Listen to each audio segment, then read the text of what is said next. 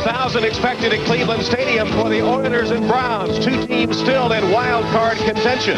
The Oilers, in fact, control their own destiny. 2 wins and they're in. They could also make it today with some help.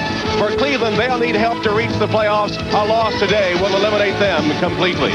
It's a relatively warm day, above freezing December in Cleveland. But if the right one don't get you, the left one will. It's the wind that'll play havoc with the passing game today. Hello, everyone, and welcome to Cleveland Stadium. Tom Hammond and Cris Collinsworth. This was the second meeting between these two teams at the Astrodome in November. Cleveland won by 10. Bernie Kosar, their quarterback, was injured then. He's back today. And, of course, they did the win there with ball control offense and with good defense. Is that what they'll do again today? Yeah, and the real story in that first game was the play of the Browns' defense. They forced the Oilers' offense to go 3 plays and out in 9 of their 12 drives. But that was with a healthy secondary. Today, that's not the case for the Cleveland Browns. 3 of their 4 starting defensive backs are listed as questionable for this one, so it's going to be a real challenge for them. Well, Warren Moon is still out with an injury. Cody Carlson operates the run and shoot. But this Houston team, somewhat of a mystery. Some of the best stats in all of football, but a record of only 8-6. Yeah, they're the number 3 ranked offense in the National Football League. They do very well in scoring touchdowns once they get inside the red zone, and yet they haven't been able to score more than 2 touchdowns in any of the last 7 games. And today they face some tremendous wind conditions, gusts of up to 30 miles per hour. So Cody Carlson will be operating that run and shoot in the tough wind conditions. The Oilers won the toss and will receive. And here's the kick. Coleman and Tillman deep for the Oilers. A very short kick taken by one of the up men. And the return all the way across the 35 to the 37-yard line as Browning was able to gather in the short kick. And good field position for the Oilers to begin the game. Here's the starting offensive lineup for Houston. 3rd-ranked offense in the NFL. Cody Carlson hitting nearly 68% of his passes with 6 touchdowns and 8 interceptions. Jeffries and Duncan, 2 of his wide receivers in that 4 wideout offense, ranking 1-2 in AFC receptions. There's Cody Carlson with a first down at his own 36 to open the game.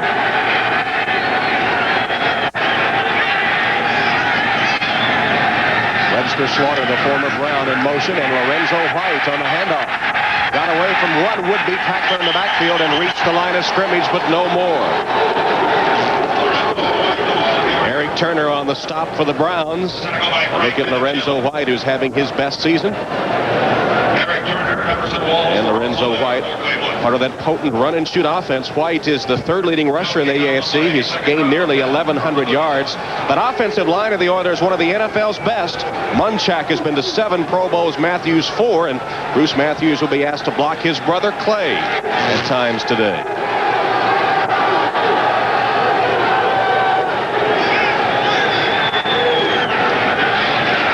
Carlson's first pass. Intercepted.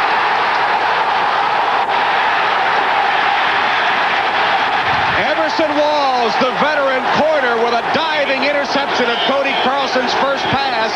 That is the 57th career interception for Everson Walls, as Carlson's first attempt is picked off. Well, the one healthy quarterback for the Cleveland Browns comes up with a huge play on the first drive. Everson Walls was playing on the backside. His man cleared his zone, so he came over to help and made the interception. Got off the ground and was able to pick up a few more yards. But the thing that the Cleveland Browns did so well in that first game was read the patterns of this run-and-shoot offense. And right off the bat, Everson Walls makes the play again. Only Ronnie Lott with 60 has more career interceptions among active players.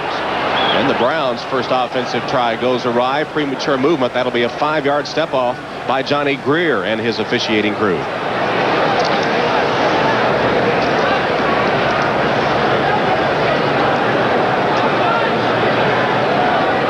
Johnny Greer forgot to switch his mic on, I think, but we get the picture. A little pregame jitters for Johnny, too. Here's the Browns starting offensive lineup. Kosar, remember, missed 10 weeks with a broken ankle. This is a 4th game back, hitting 66% of his passes, 6 TDs, 4 interceptions. Kevin Mack, the top rusher. Metcalf had over 200 all-purpose yards against Cincinnati here 2 weeks ago, is the leading receiver. And Jay Hilgenberg, the center, who went to 7 Pro Bowls as a Bears player, heads that offensive line.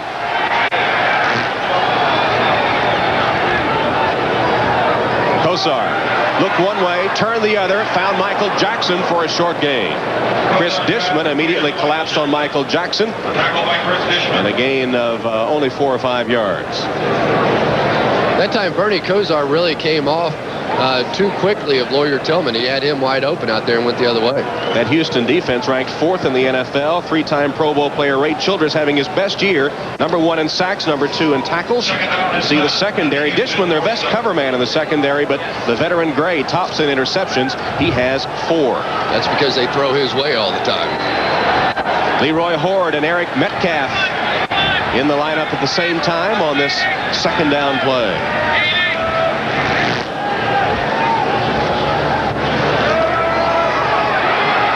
Kosar stands in and then sidearms it wide of the intended receiver, Eric Metcalf. Mike Dumas had Metcalf pretty well covered, and it'll be 3rd and long. Great front four for the Houston Oilers. Ray Childress, number 79, is going to try and put some pressure on Bernie Kosar. That's Ed King working on him and doing a nice job. Without question, though, this has been Ray Childress's best year. And talking with Jim Eddy, the defensive coordinator, he said he's never coached a guy who has led this team in sacks and is also second in tackles. A great, great year for Childress. That's playing the run and the pass very well, isn't it? Ray Childress. Kosar from the shotgun. Plenty of time. Flag down as Metcalf takes the short reception and tries to turn it into something. Stopped short of the first down at about the 41-yard line by William Fuller. Penalty marker down. Well, after Eric Metcalf had such a big game against the Cincinnati Bengals 2 weeks ago, last week in their loss against the Lions, he only touched the ball 5 times that entire ball game, and that was a big topic of discussion here locally in Cleveland. But already they've tried to get it to him twice. 1-yard loss, correct? Sean Jones was offside for Houston, so a gift from the Oilers. 5-yard walk-off. It'll be 3rd and 5 coming up for Cleveland. Eric Metcalf telling us yesterday that at times he has been frustrated by the fact that he is not always in the offense, not always getting the football as often as he would like, and there are a lot of ways to get him the ball. Pass, handoff.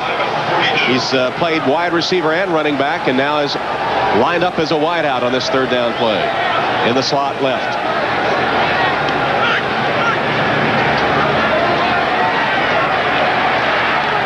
Kosar hits Metcalf on a crossing pattern.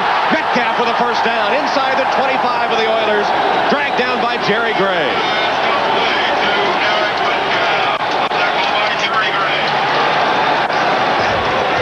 That's what makes Eric Metcalf so tough. You can't afford to put your number 1 cover people on him because you got to put them on the wide receivers. Here, Mike Dumas, number 38, simply no match for the speed of Metcalf. It's a mismatch all the time. It really doesn't matter who you put on that young man. Just very, very difficult to cover if you want to play man-to-man coverage.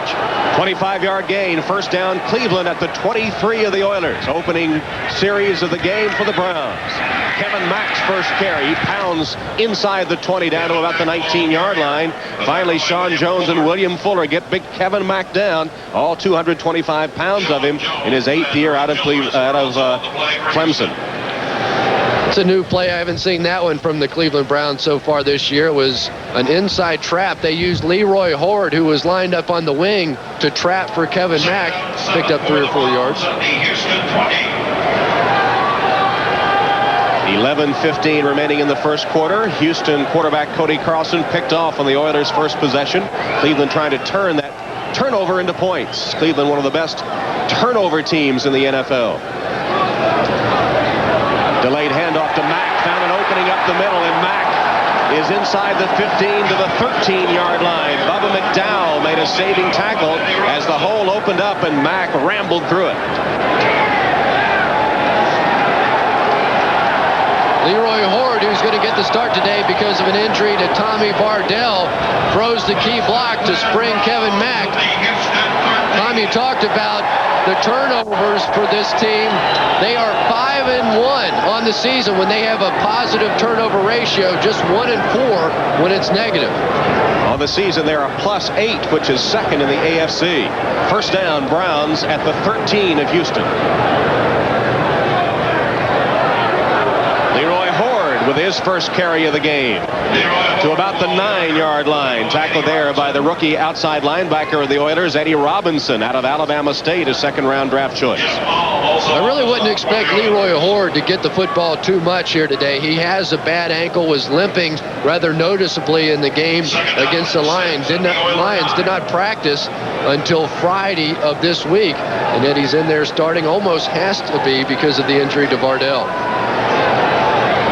Former Wolverine Leroy Horde lining up wide left on this 2nd and 6.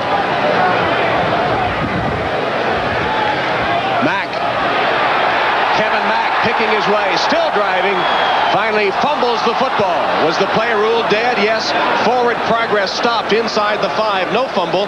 Eddie Robinson down at the bottom of the stack and then joined by a host of other white-shirted defenders. Forward progress stopped, though, and no fumble. Yeah, good call by the officials. Clearly, his forward progress had been stopped.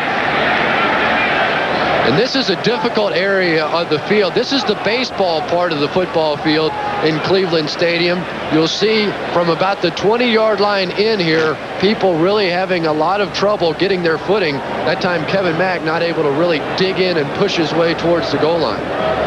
Close enough to a first down that they will measure. The ball is inside the Houston 4. And it's just short of the first down.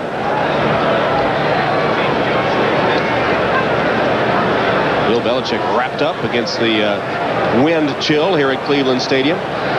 In talking with linebacker Al Smith yesterday, he said the one thing that they don't want to have happen is to give Cleveland an early lead. That's where they feel comfortable playing. Houston wanted to stop them on their first possession, give their offense a chance to get the lead. 3rd and less than a yard.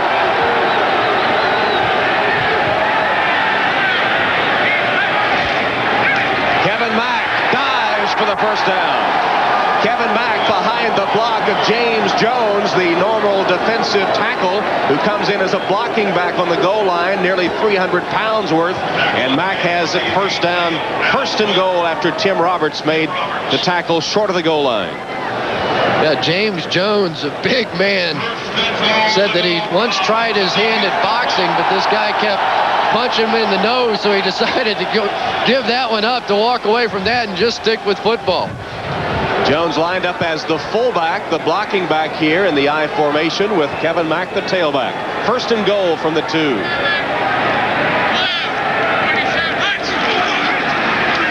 Play action pass.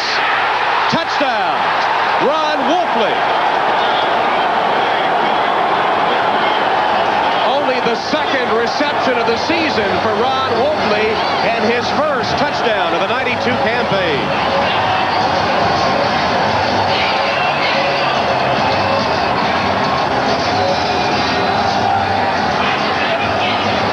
The play fake completely fooled the Houston Oilers defense. That was Mike Dumas once again getting beat on the coverage. Ron Wolfley just wide open in the corner of the end zone. Extra point by Stover is good. So the best of both worlds for the Browns. They convert a turnover into points and use up a lot of time.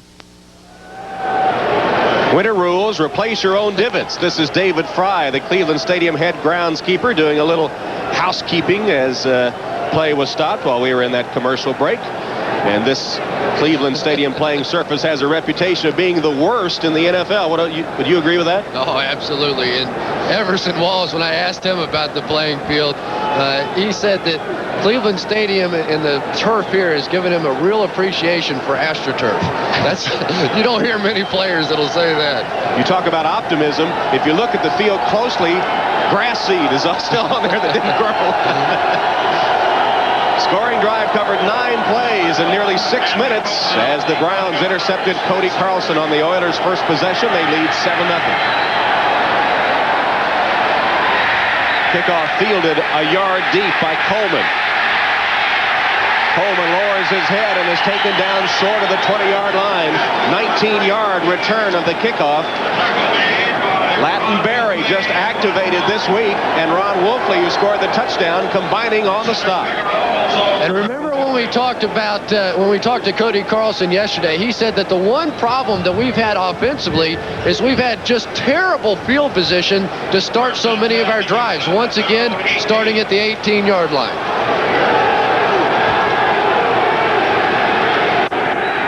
Carlson's first pass of the game was intercepted by Everson Walls.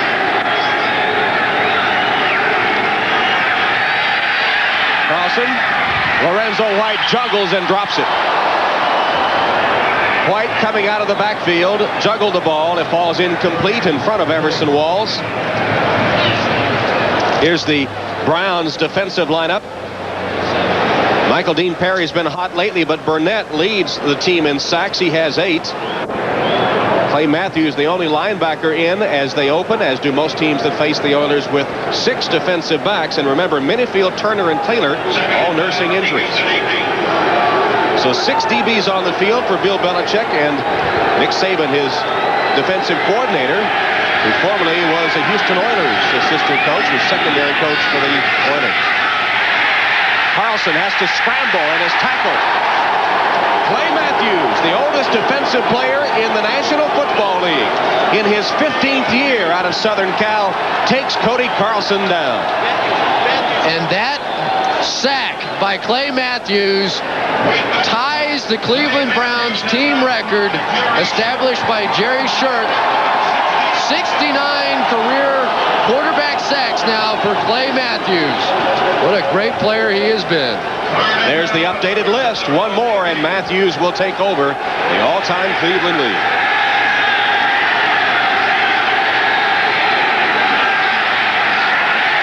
Carlson to White.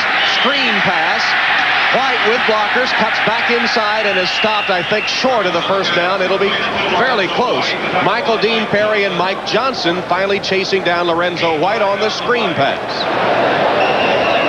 And in talking with defensive coordinator Nick Saban for the Browns, the one real concern that he had was about Lorenzo White and his ability to come out of the backfield and catch passes. That's something new. They really weren't doing that much of that the first time these two teams met, but he said it really gives this Oilers offense a whole nother dimension. We're back there trying to read patterns, match up with their 4 wide receivers, and all of a sudden Lorenzo White sneaks out, catches the ball, and runs with it for 10, 12 yards.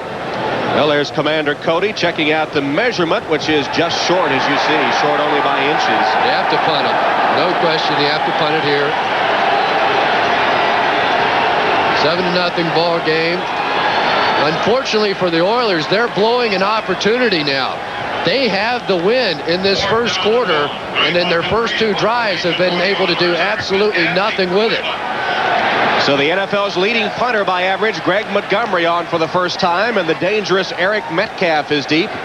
Metcalf had a 75-yard touchdown on a punt return against the Bears earlier this season.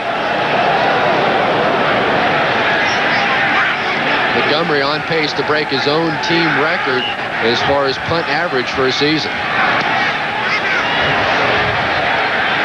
Metcalf will take it at the 29-yard line. Dances his way forward across the 35 to the 36, where he's tackled by Eugene Seal, one of the best special team performers in the NFL. 45-yard punt. Tom Hammond, Cris Collinsworth from Cleveland Stadium. Don't be fooled by that patch of sunshine there. The wind chill has to be down in the teens somewhere, even though the temperature about 35 or 36. There is a brisk wind blowing off Lake Erie. And the Browns, after an interception and a touchdown drive, have a 7-0 lead. 6:26 left in the opening quarter.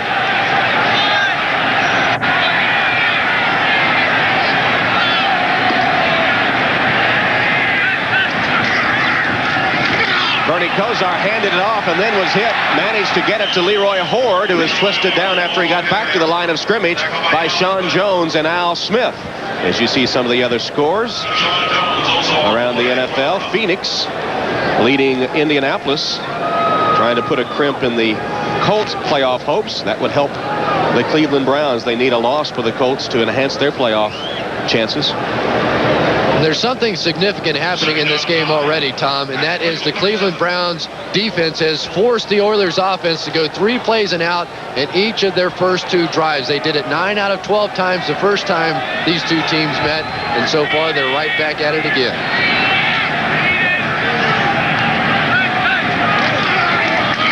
Horde with his second consecutive carry slips a couple of tacklers and has a first down. Gain of 10 by Leroy Horde, finally tackled by Marcus Robinson. Robertson got him just by the ankles, and Leroy Horde with a nice run. And this is the play that Jim Eddy talked about, the defensive coordinator of the Oilers. He said against a 43 defense, which we play, that's the play that everybody wants to try and run against us, the inside belly play. And so far, the Browns have had a great deal of success with Horde and Mack running it. Horde is the 4th leading rusher on this team, and Eddy trying to stop that ground attack, this ball control Cleveland offense. Mack and Wolfley in the backfield this time. Kosar still has it and goes for the end zone. Michael Jackson triple covered, and it's picked off. Jerry Gray, the veteran, with an interception back at the Oiler 5-yard line. For Gray, his 5th pick of the season, as Kosar threw into triple coverage. Horrible decision by Bernie Kosar. 3 men deep. What happened on this pattern, there was nowhere else to throw the ball, only 1 man in the route. And Houston takes over, down 7. Somewhere behind that glass is Chris Palmer, normally the receivers coach for the Oilers, but the acting offensive coordinator in the stead of Kevin Gilbride, who had a cancerous kidney removed. He is back at home now watching the game today, and Chris Palmer is calling the plays, and Warren Moon, who is normally the quarterback out with an injury, is the communicator on the sideline that gets the play from Palmer upstairs and signals it into Cody Carlson. Carlson with a pass completion to Webster Slaughter. The former Brown takes it to the 15-yard line. His first reception of the day, tackled by Everson Walls, and Slaughter with that reception gets a boo welcome from the crowd. I think that would surprise even him. He felt like that he would get a decent reception here today when we talked to him, or at least he hoped he would, but he's really been on fire the last couple of weeks. Has caught almost as many passes in the last 3 weeks as he did the entire season. Of course, the contract holdout, and the Cleveland Browns lost him. And what makes it worse is they lost him to a team within their division, the Houston Oilers. Declared a free agent by the courts and signing with the Houston Oilers. Lorenzo White bounces to the outside, cuts up, has a first down to the 27-yard line, dragged down by Frank Minifield. Gain of 12 yards and a Houston first down. Here's Warren Moon now signaling in the play to Cody Carlson. And Chris Palmer, when he was coaching in the USFL, called plays. That's his only previous experience in play calling, and he said the communication is the toughest part. Getting the word to Warren Moon, and Moon getting it in to Carlson. It worked that time. Good play calling resulting in Houston's initial first down of the game.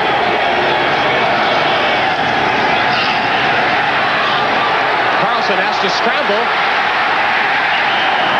Gains a yard or 2 before Michael Dean Perry takes him down. Well, you see Cody Carlson didn't shave. We talked to him yesterday, and he said, I just kind of been lazy this week. I haven't had a chance to shave, but said, considering the weather conditions we'll have here at Cleveland, I might just leave this beard on. Looks like he has. He also talked about the windy conditions, and he said that they have played in high winds before, but that was in Miami in a game where you don't face the cold and the wind. But as you can see, the wind is blowing in favor of the Houston Oilers, and their passing game has really been very ineffective so far. It swirls on the field, though. That's one thing Bernie Kosar said you have to play here to understand it. Cleveland comes with a blitz, and it works. Vince Newsom comes up from his safety spot and takes Carlson down. One of the problems that you have with the run and shoot offense is you only have 5 players and a running back up there to block. So now with number 22, Vince Newsom comes up, and Mike Johnson, they come with the double barrel blitz. That puts all the pressure on Lorenzo White to have to make that play and make a decision in a hurry. That time Newsom with a nice move to elude Lorenzo White and made the sack. So the Browns get a defensive sack, 40.5 on the season, and it's 3rd and 15.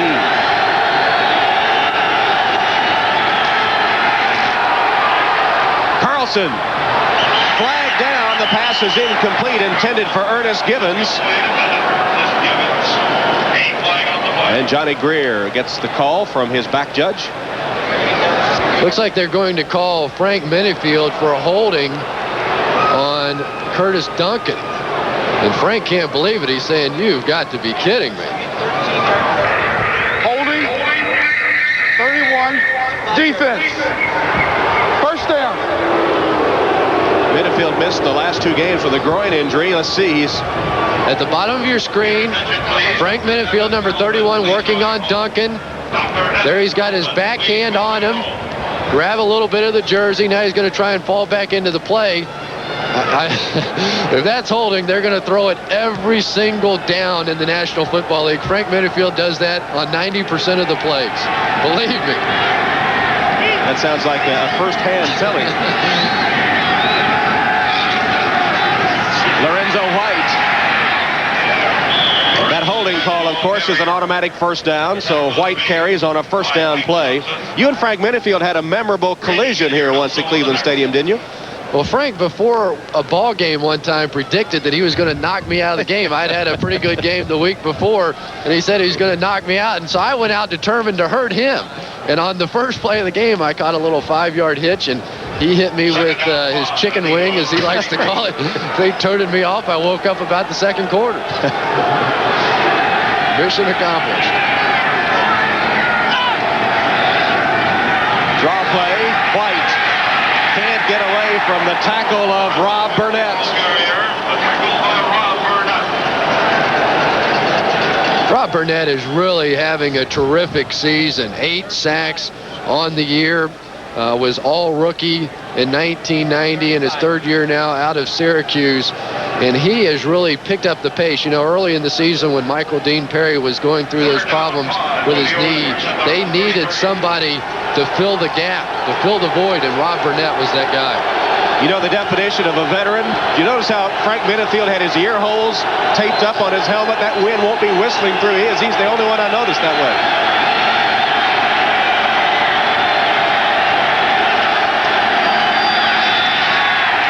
Carlson over the middle and complete. Fumbled, and it looked like the Oilers got it back. It will be a completion.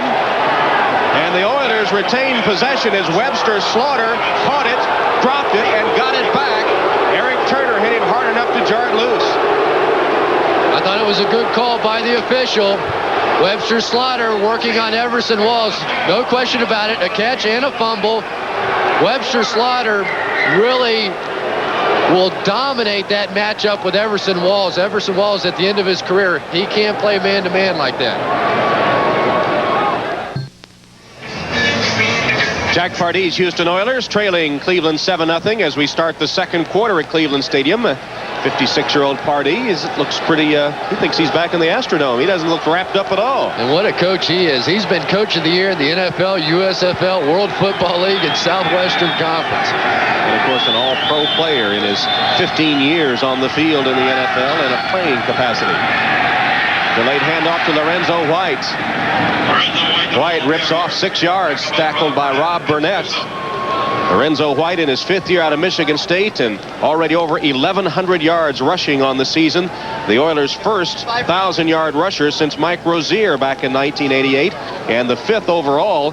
He's, of course, the first 1,000-yard rusher since Houston went to the run-and-shoot offense.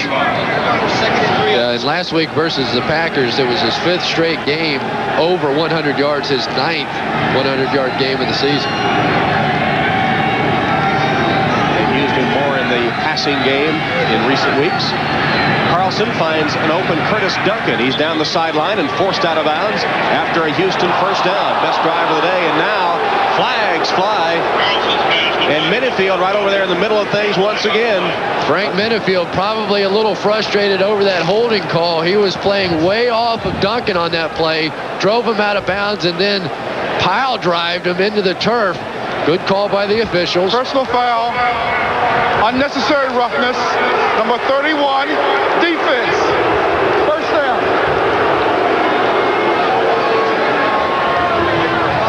Duncan was out of bounds after the catch.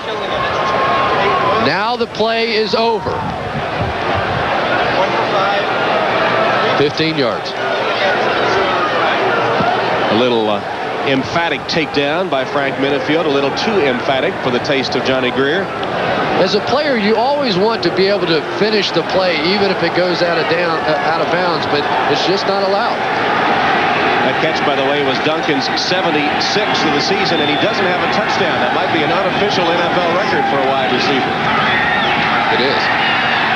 Carlson's in trouble. Got rid of it, and it's complete to Jeffries at the 10-yard line. Terry Taylor was wrapped all over. Now they say incomplete. Incomplete pass. I thought Jeffries had made a great catch there, but the ball came loose after Taylor hit him. Taylor's got problems with a sprained ankle as well. He did practice Friday, but he gave up some big plays after spraining the ankle in the game last week against the Lions. Here, closed very quickly on Haywood Jeffries, was able to strip the ball away. So far, the Browns secondary has held up physically. That will be a continuing storyline throughout the day. 2nd and 10. Carlson's in the shotgun. They said they might use that on this poor turf at times, so he wouldn't have to backpedal in that soft going where the baseball field was. Carlson dodges one man, but he can't the second. James Jones put the clincher on Cody Carlson for a huge loss on the play. He had ducked the initial rush of Eric Turner, but then Jones got him. In talking with Nick Saban yesterday, he said they never blitzed, not one single time the first time they played the Houston Oilers, and so far today, it's been all blitzes and all man-to-man coverage. Like most defensive coordinators, when you talk to him, he lied. He said, oh no, we didn't have time to change our game plan at all for this ball game. It'll be the same way it was last time. Not even close. 3rd sack of the day for Cleveland. It's 3rd and 19.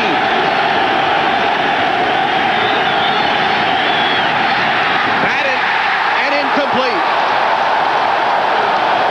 Burnett got a big paw up there to bat down Carlson's pass. This was very, very close to being a huge play for the Houston Oilers. If they don't knock that ball down, they had 5 offensive linemen set up in front of Lorenzo White for the screen. Watch all the room now. You've got your offensive linemen out front and no one in sight. The Browns were in man-to-man coverage and were in big trouble had that one been completed. Al Del Greco is lined up now for a 47-yard field goal attempt. Montgomery, the holder. Del Greco sends it on its way, and it's good. Al Del Greco connects from 47 yards, and the Oilers are on the board, but still trailing Cleveland. Atop Cleveland Stadium, you see the flag stretched out with that wind off Lake Erie. Down on the surface of the field, they'll look at the ribbons atop the goalposts, blowing in the opposite direction of the flags atop the stadium. That's what Bernie Kosar was talking about, the home advantage. On the other goalpost, the other end of the field, they're hardly moving at all. So it is a tricky wind in Cleveland, and Del Greco has the ball blown off the tee by the wind right here. It looked on that 47-yard field goal by Del Greco that he had the wind in his favor, even though if you look at the flags atop the stadium, it would appear that it would be in his face. Whoop. This may take all day.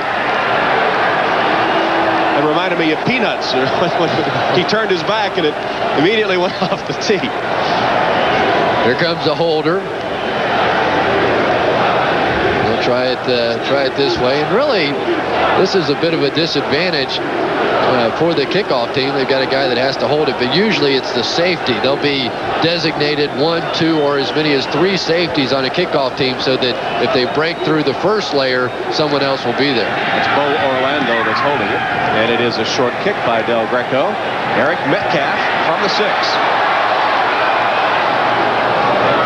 And he's to about the 20 before he's driven back by the excellent kickoff coverage of the Houston Oilers. Spencer Tillman with a tackle there. We'll be back.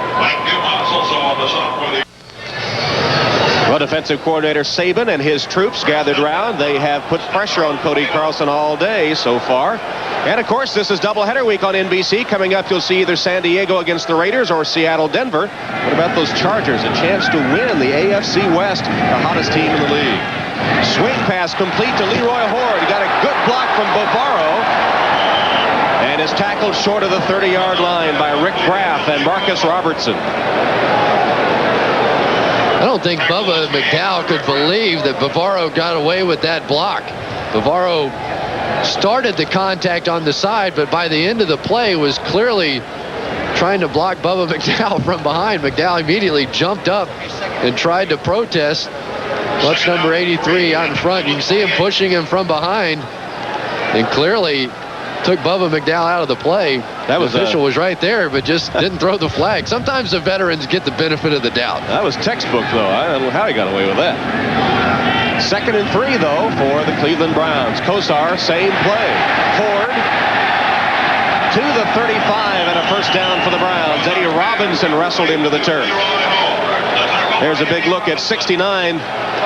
Dan Fike, nearly 300 pounds. Fike, when Santa was tied up for real yesterday, had to play Santa Claus at the Cleveland Browns Christmas party. And Tom, what they're doing now is they're attacking the weak points on this defense. The outside linebacker position. Eddie Robinson, a young man playing his first year, and Rick Graff in there because Lamar Lathan is out.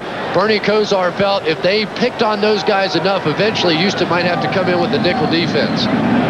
First down for the Browns. They lead 7-3 with 11:18 left in the second quarter. Kevin Mack, legs churning across the 40 to the 41-yard line. Sean Jones hanging on to Kevin Mack. Will get credit for the tackle. And it's significant that Cleveland was able to score a touchdown in the first quarter.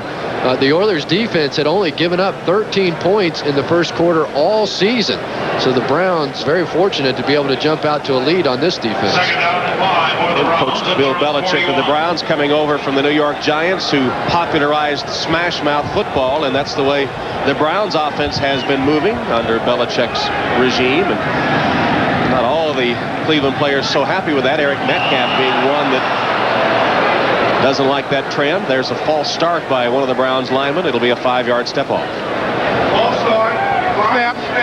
69. Offense. Still second down. Yeah, it's old Santa, Dan Fike, in his 8th year out of Florida. Dan has played every single offensive line position except center. But this is what Bill Belichick absolutely hates. You have a good play on first down.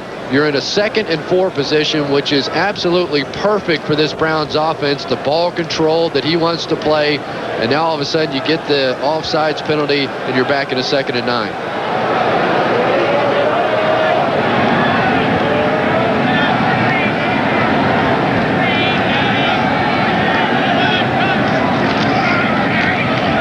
Ford to the 40-yard line. Gain of 4.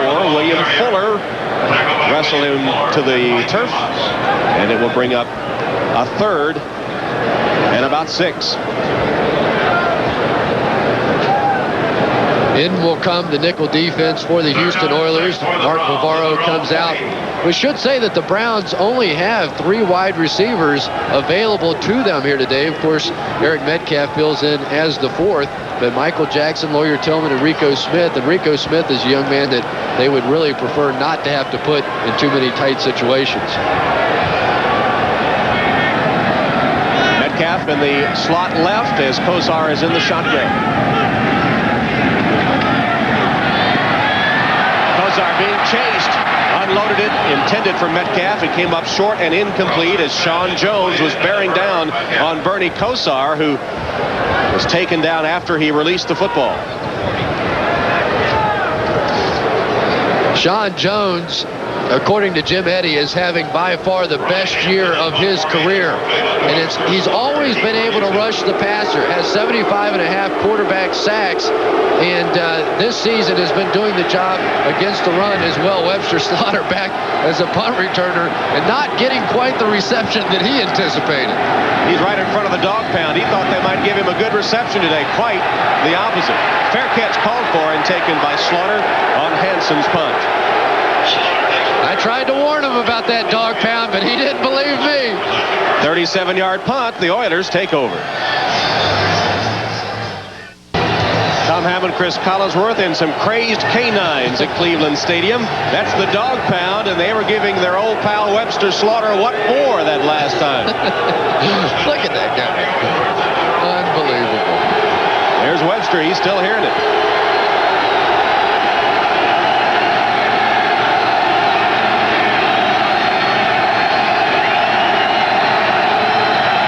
Play action pass. Carlson delivers too high for Slaughter. Wound up on the seat of his pants again as the Browns continue to put pressure on. You see the scores.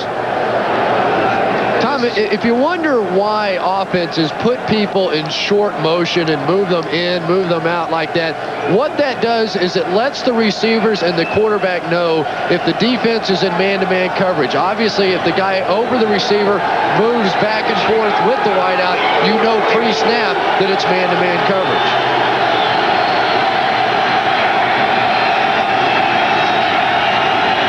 Once again, it'll be man. Delivers to the sideline. Duncan taken out by Frank Minifield. About a 9-yard gain. It'll be 3rd and 1 coming up for the Oilers.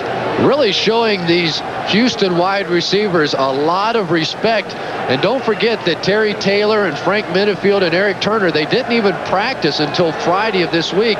One of the things that Bill Belichick said was it's very difficult to practice against this run and shoot offense because our scrub squad is made up of tight ends and kickers and running backs, and you don't get the same look. This is where the run and shoot sometimes comes up a little short in a power football situation. Carlson's going to keep it. Stopped for a loss on the play. Michael Dean Perry got penetration, and Carlson was stopped for a loss of 2. Lorenzo White unable to get the handoff, and he didn't look too anxious to have it. Cody Carlson brought the ball back, and for whatever reason, they just missed the handoff. It looked like Lorenzo White thought it was going to be a sweep, and Carlson wanted him to run off tackle. He refused the ball. Montgomery will punt to Metcalf. A low kick. Metcalf at the 30. Dodged one man, but then 3 Oilers hit him. 0 yards on the return after a 38-yard Montgomery punt. Cleveland in front. Just under 8 minutes left before halftime. Cleveland leading Houston 7-3 in a battle between 2 wild card hopefuls. Well, as we turn our attention to college football this holiday season, one of the best bowl matchups will be in Dallas, the Mobile Cotton Bowl, matching the 3rd-ranked Aggies of Texas A&M and the 5th-ranked Fighting Irish of Notre Dame. Texas A&M looking for its first undefeated season in 53 years, but Notre Dame favored in that game with Rick Meyer, Reggie Brooks, and that high-powered offense. Should be a great matchup. The Mobile Cotton Bowl, New Year's Day, here on NBC. Kevin Mack surrounded by Oilers. Can't make it back to the line of scrimmage. William Fuller tripped him up. I don't know what the Cleveland Browns are doing. Jerry Gray, the cornerback for the Houston Oilers, is playing way off of the wide receivers. They can take a 5-yard hitch pass to Lawyer Tillman anytime they want to. In talking with Jim Eddy yesterday, he said that Jerry Gray is still a very intelligent player, a very good football player, but because he's lost some speed, he's had to play very conservatively, way off of the wide receivers. You can see there 10 yards pre-snap, but as soon as it's snapped, he'll back off even more. Instead, the Browns stay on the ground to Leroy Horde, and he gets a yard. Fuller with his 2nd consecutive tackle. He's having a big game. Is William Fuller, the 7-year veteran, former Tar Heel from North Carolina, who missed training camp in game 1 with a contract holdout, but played in the Pro Bowl a year ago. The Boo Birds are out to some degree here in Cleveland Stadium, and I agree with them. They should be. There's 2 weaknesses on this Oiler defense. One, an outside linebacker, and the other, Jerry Gray, a quarterback. They're not taking advantage of either of those situations so far. Rico Smith in the game at a wide receiver spot. He's to the bottom of your screen against Jerry Gray. Kosar's in the shotgun on 3rd and 9. And now Gray backing off. Kosar to Metcalf. Short completion and even less as the defense collapses on him. Steve Jackson and Chris Dishman were all over Eric Metcalf, and that was an ugly possession for the Browns. Well, Tom, you were watching what I watched there. Rico Smith at the bottom of the screen, one-on-one against Jerry Gray, and he's wide open, 15 yards down the field. Jerry playing way off of him. Of course, Bernie was lurking the other way, but anytime you go into a ball game, you have to say, where are the weak points? And clearly the weak points are not being taken advantage of by this Browns offense.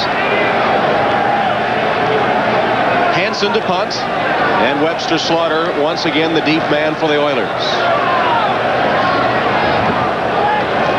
Good punt by Hanson, hangs it high, and Slaughter calls for a fair catch at the 33-yard line. 35-yard punt, 7-3 Cleveland.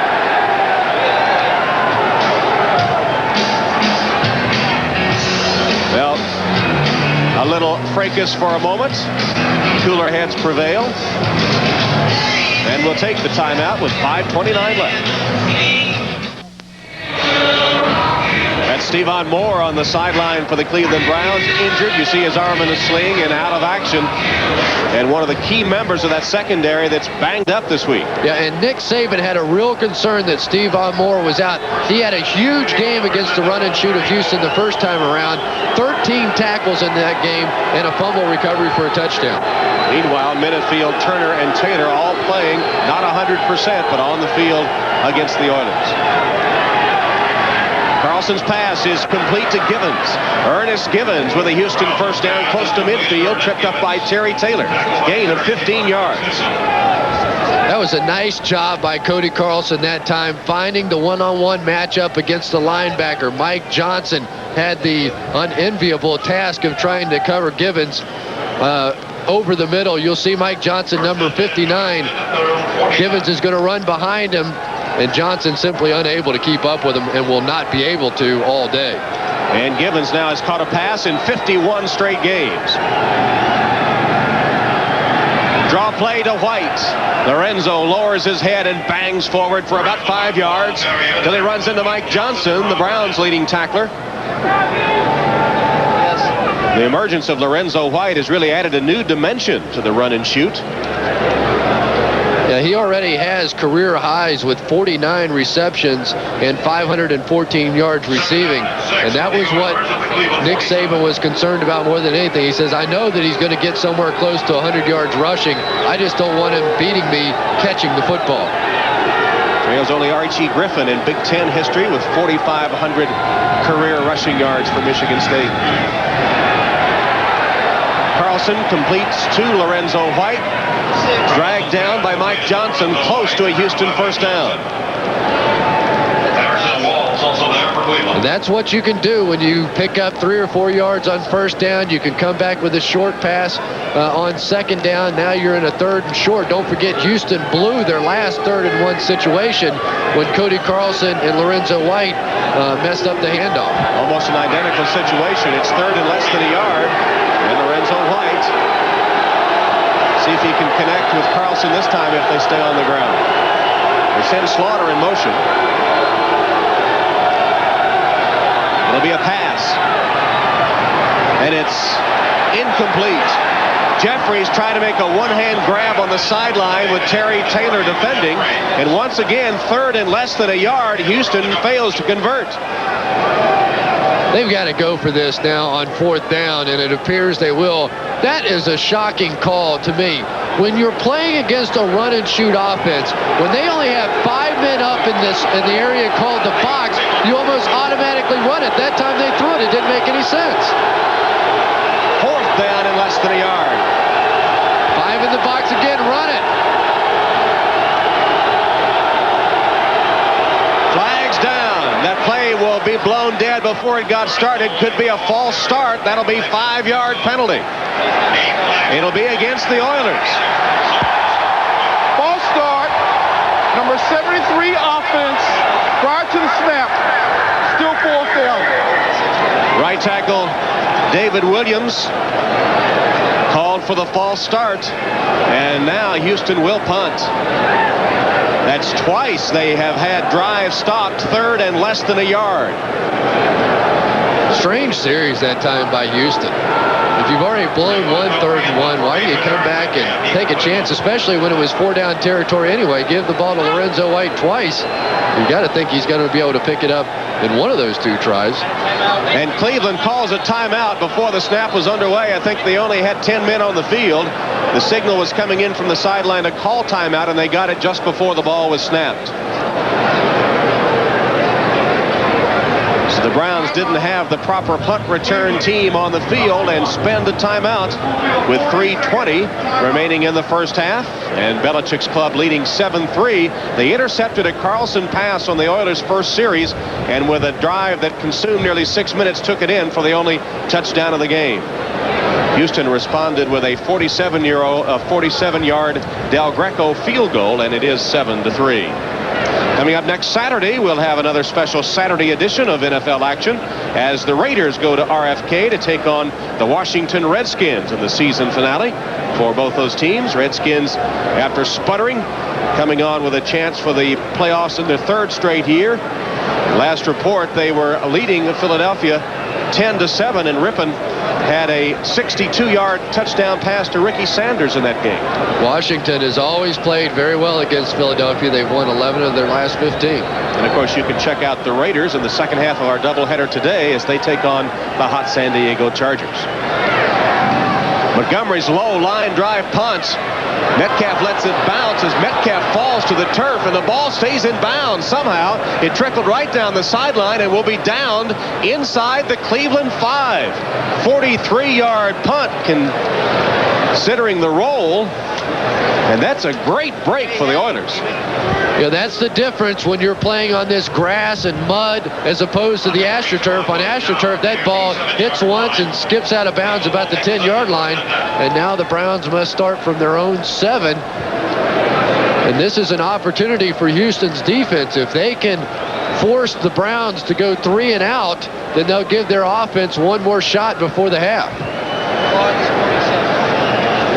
Scott Galbraith and Mark Bavaro, 2 tight ends in the game now. They'll spot the ball at the 7-yard line.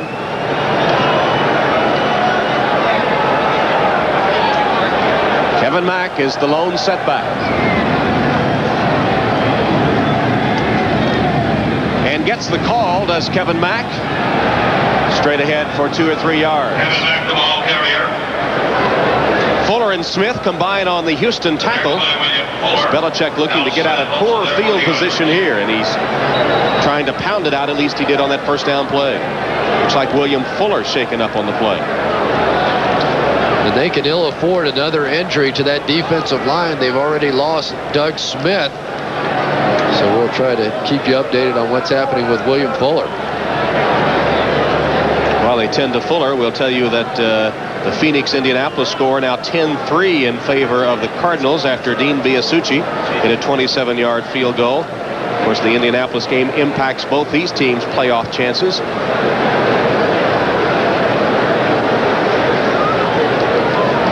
See if we can see how William Fuller was hurt on the play. Number 95 is going to make the tackle on Kevin Mack. Couldn't really tell. I don't even know what he hurt. Although there have been plenty of players in this league hurt trying to tackle Kevin Mack. As we noted earlier, he was having a big game. Made his first Pro Bowl last year when he led the AFC with 15 sacks. Already has 7.5 this year, so a big blow if he can't continue. And those sacks raised nearly $100,000 for the diabetes fund. His dad had diabetes, and he pledged some money for every sack he made last year. That was matched by a lot of corporations, and he raised over $100,000.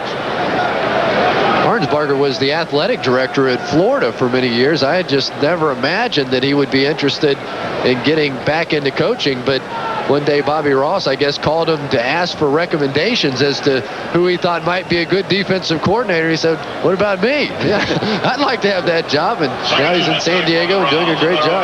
He had been the coach at LSU. He, of course, was the architect of that no-name defense of the Miami Dolphins for many years, and a native of Paris, Kentucky, former assistant at the University of Kentucky under Blanton Collier, who had so many great years as head coach of the Cleveland Browns.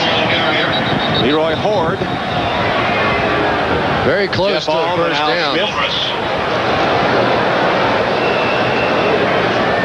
And they're going to take a timeout to measure this one.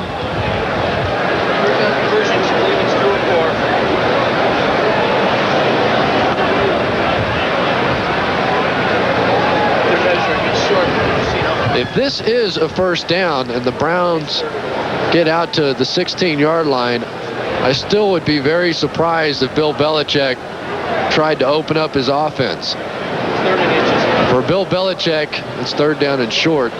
For Bill Belichick, going in with a 7-3 halftime lead is where he wants to be. That's just simply his style of play. You can argue with it, you can not like it, you can call it dull, anything you want, but that is his style of play. He does not want to put his defense in a position to have to defend against the turnover now.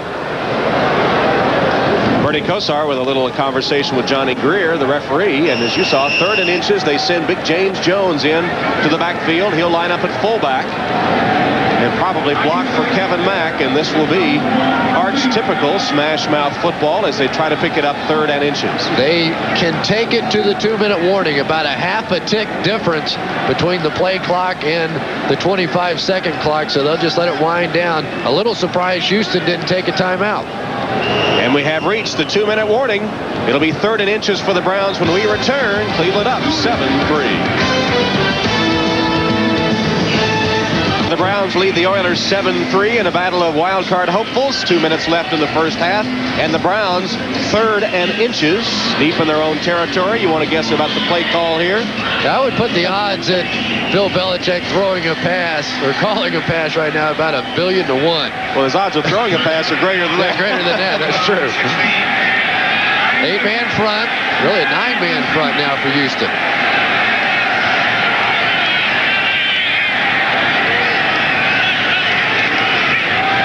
To Kevin Mack. Didn't get much. Didn't need much. It'll be a first down for the Browns.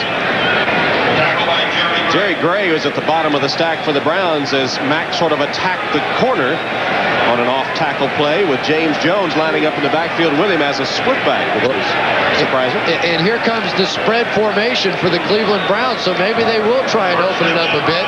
Although I still have to say, if I had to bet, I would say Leroy Horde gets the ball here. Ball at the Cleveland 17.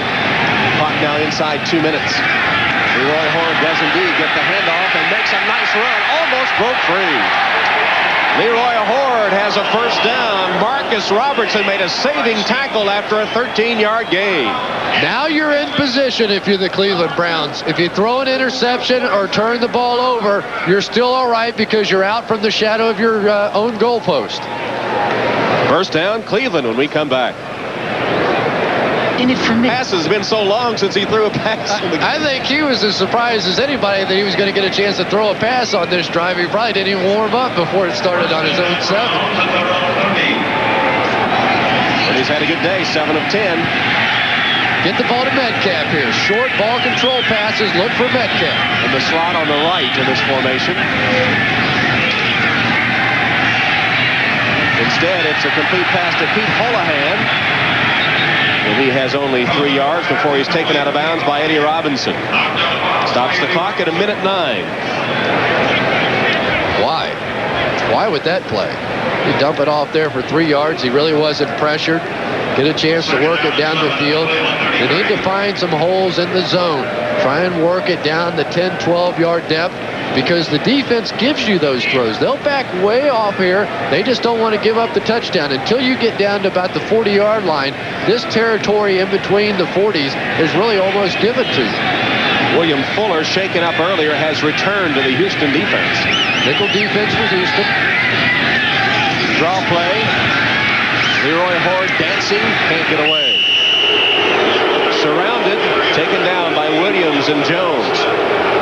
And the fans let their displeasure with the play calling be known inside the final minute. Houston should be calling a timeout here.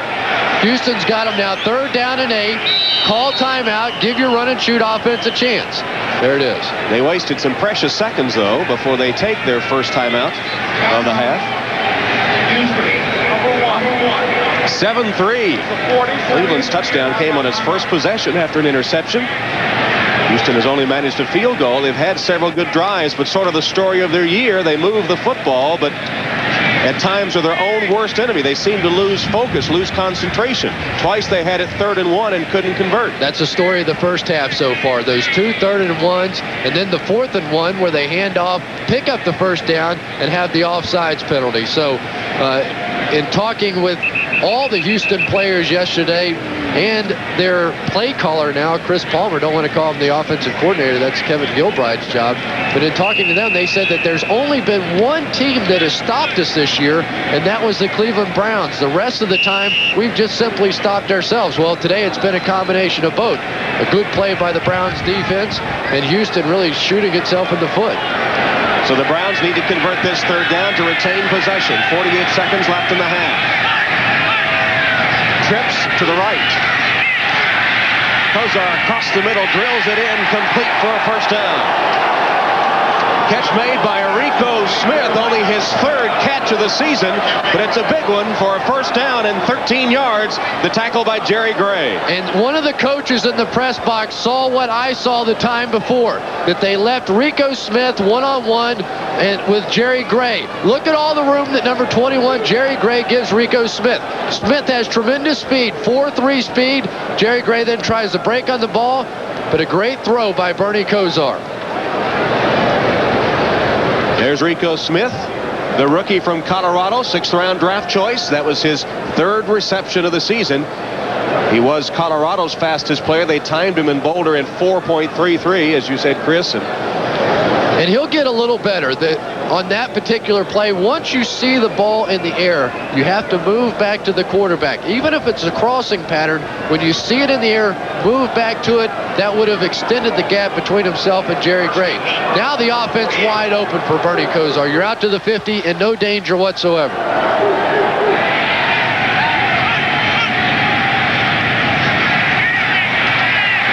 Dumps it off to Mack. Kevin Mack with a head of steam. About an 8-yard gain, but he didn't get out of bounds, and the Browns have no timeouts remaining.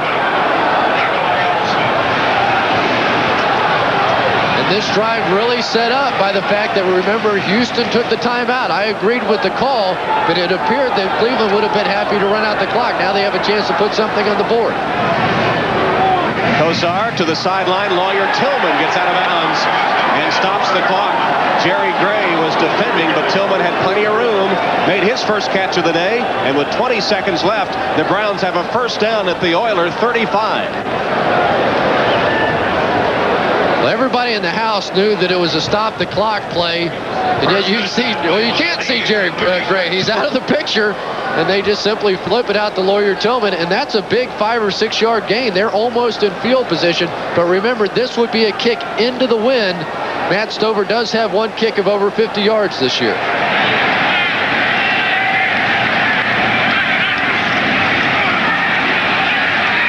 Kosar through the hands of Michael Jackson and incomplete. William Fuller putting the pressure on Kosar, who was lucky to get rid of it. And lucky that he dropped it. Had he not dropped the football, the half probably would have been over, because it would have been a completion in the middle of the field, and that 15 seconds generally not enough time to get up, get realigned, and get the ball snapped and throw it in the ground.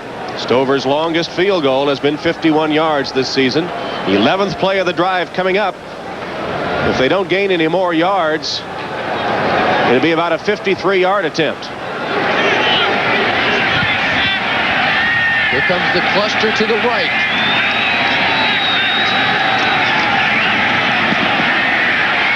Bernie's pass might have been tipped. It'll be incomplete. Jerry Gray recovered to knock it away from Lawyer Tillman. He did give the cushion, but he closed on the football, which was wobbling its way toward Tillman, was able to knock it away. A real break for Houston that time. Steve Jackson, number 24. See if you can see this. Grabs the back of Michael Jackson's jersey, right? Well, maybe he didn't. I apologize. I thought I saw something that I didn't see. Right at the very beginning of the play, I believe he did just grab his jersey, got away with it. But that time, Jerry Gray able to make a nice break on the ball against Lawyer Tillman. So Jerry Gray making a nice play on the ball there, and it's 3rd and 10. Flags down. Kosar sidearms it complete to Holohan. He's out of bounds at about the 25-yard line. 12-yard gain. Looked like the Oilers might have been offside. Bubba McDowell coming on a blitz. The ironic thing there, he did not even have to get out of bounds because of the fact that there was a defensive penalty. The half cannot end on a defensive penalty. Offside. 97 defense. It's declined. First down. It was Lee Williams that was offside, so now Stover set up for a field goal with 4 seconds left in the half. A 42-yard attempt. Hansen is the holder. And Houston will call a timeout to let him think about it a bit. Well, that Houston Oilers vaunted run-and-shoot offense, only 84 total yards in the first half.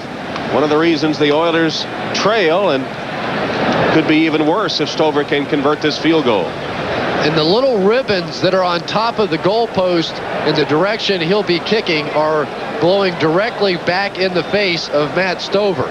He is 3 of 7 from 40 to 49 yards. This one will be from about 43. 500 from 40 and longer. He did have the one kick of over 50 yards. So this will be a very difficult effort. Not so concerned about the direction. Well, obviously always the direction, but can he get it there even from 43 yards? Be a tough kick. You see his long 51. I think he had a 55-yarder last season. His 83 points this year, a career high. 42-yard field goal attempt. 4 seconds left in the half. This could add to the Cleveland lead.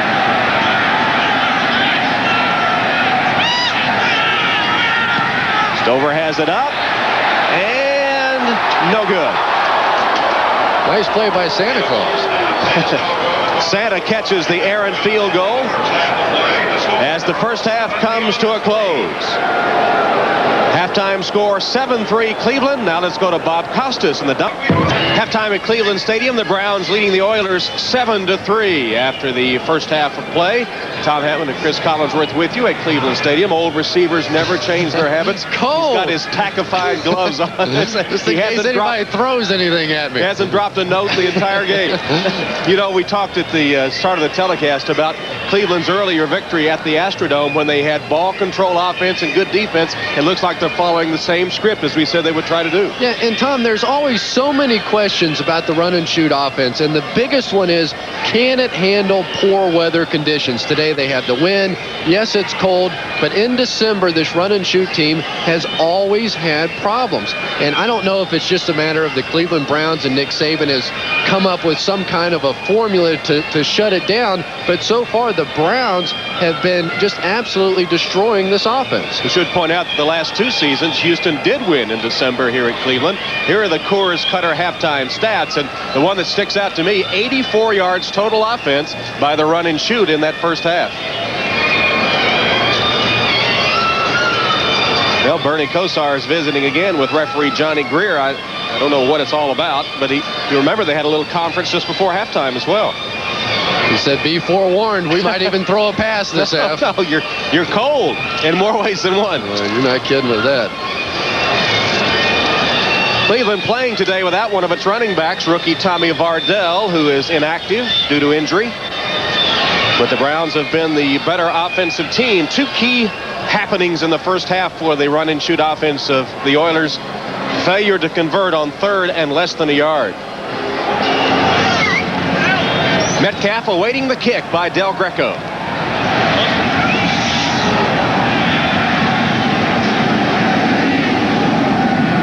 Leroy Horde takes it at the 10. Horde still going and finally tripped up at the 37 after a 25-yard return. Leroy Horde, one of the up men with a good return in the kickoff, just tripped up by Bo Orlando. Leroy Horde has to be a little bit frustrated with the way that he's been used this year. But today with Tommy Vardell out, he's been getting a chance and taking advantage of it. He seems to be much quicker than we've seen him in the past. Some concerns about that ankle today, but no evidence of any pain on the part of Leroy Horde. Kevin Mack behind Bernie Kosar with Leroy Horde lined up on a wing to the right. And now in motion. Pitch to Mack on the sweep. Hole opens and Mack is through it. Stiff arm gets him more yardage. Kevin Mack down the sideline. And he's to the 25-yard line of the Oilers. Finally brought down by Jerry Gray. 25 yards for Kevin Mack.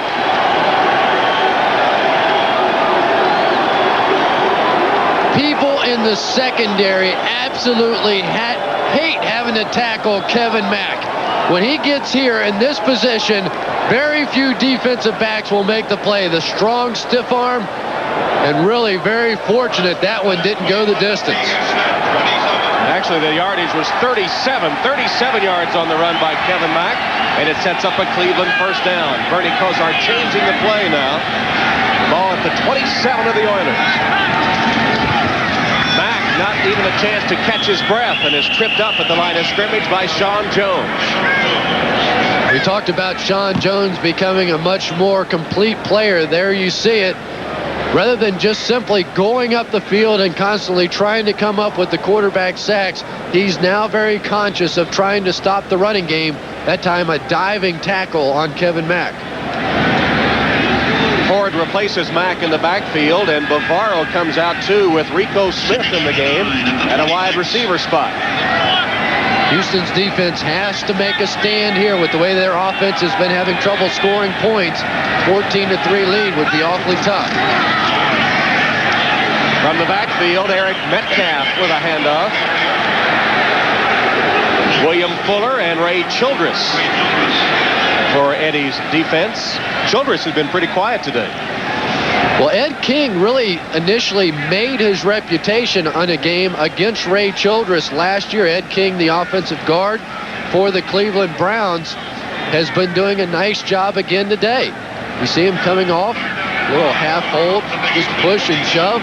Remember, Ray Childress is probably the best player on this Oilers defense. Good job by King. 3rd and 5 for the Browns. They lead 7-3. We're early in the third quarter at Cleveland Stadium, and Kosar will have to spend a timeout.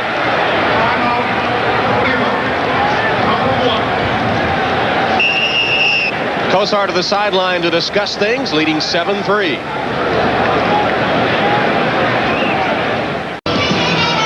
During the timeout, Bernie Kosar trying to keep his arm loose. He hasn't thrown that many passes in the game. Every chance he gets, he comes to the sideline to loosen up.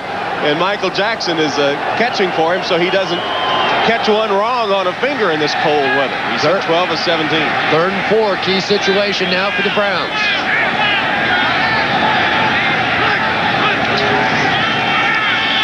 Kosar delivers. The pass complete to Holohan, who pounds inside the 5. McDowell and Robertson drag him down after a 24-yard gain. They go to the veteran, Pete Holohan. You'll see the pass protection. Watch the job Ed King is doing on Childress. He's their leading sacker, and Pete Holohan, who has over 300 career catches, mostly with the Rams and the Chiefs, just made a big one for the Cleveland Browns. Last week against Detroit, Kosar was getting no protection at all. This week it's been very good. Jones in the backfield with Mack. Handoff to Kevin Mack. Stacked up just short of the goal line. Tim Roberts on the tackle, the rookie from Southern Mississippi. Tim Roberts made a huge play from behind. Somehow managed to trip up Kevin Mack. I don't even know if they blocked Tim Roberts on that play, but he was quick enough to get over there, dive, and make the tackle on Mack. Here's the rookie, all wrapped up in the cold, number 68. 5th round draft choice, playing in only his 5th game today. James Jones in as the blocking back. Kosar passes to Jones for the touchdown.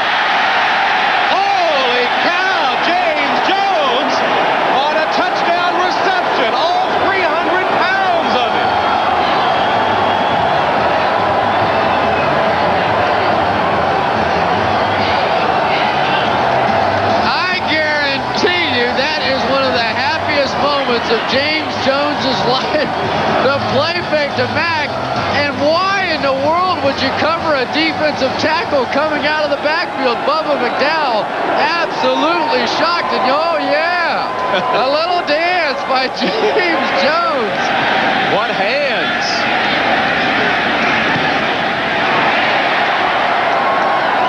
Jones scored a touchdown as a running back in Northern Iowa, his first pro score.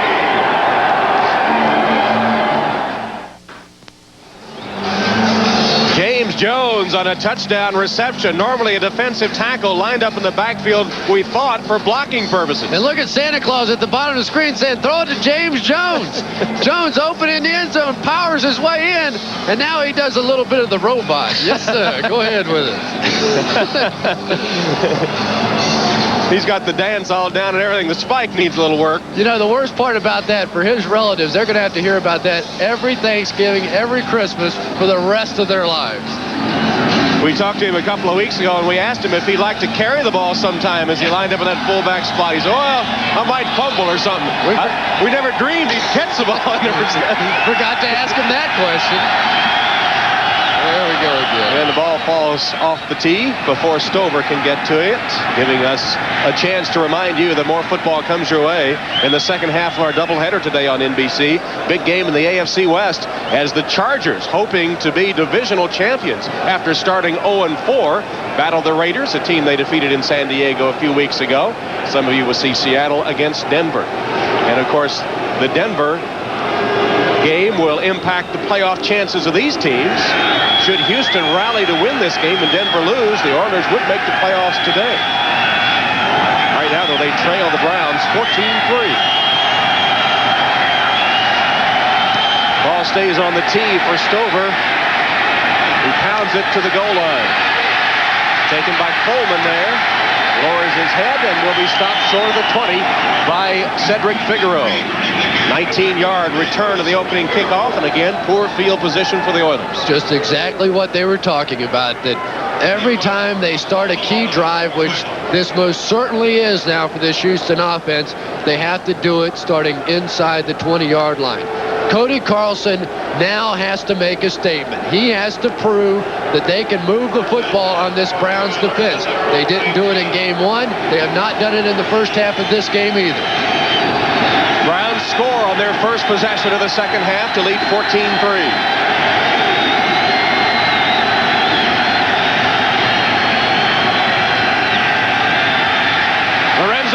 With an opening to the 28-yard line. Vince Newsom wrapped him up there, but Lorenzo White with a good first down run. Warren Moon still signaling in the plays. Last week he threw for the first time since suffering that broken left arm.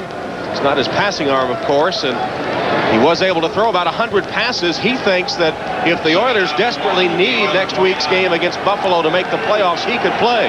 The doctors have yet to express their opinion on that, but Moon thinks he could make it back by next week. Lorenzo White gets the carry and picks up a Houston first down. And if you're wondering, when Chris Palmer gives the play to Warren Moon to signal in, there is no discussion going on between Warren Moon and Chris Palmer. I thought maybe Chris might seek the advice of the veteran Warren Moon, but he said that Warren's been working so hard on his rehab that he really hasn't had a chance to get involved with the weekly game plans.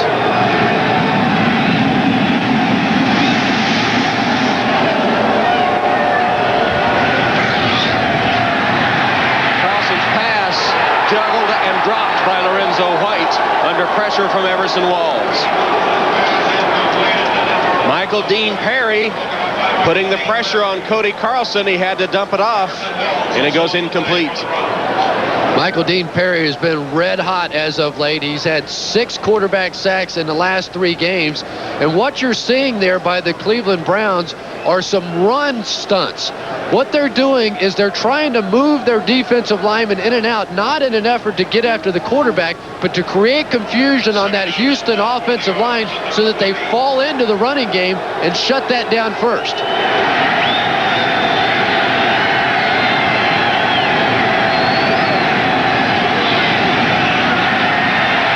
Again has to to get rid of it in a hurry to Lorenzo White. And White has a 7-yard gain till he's tackled by Bill Johnson.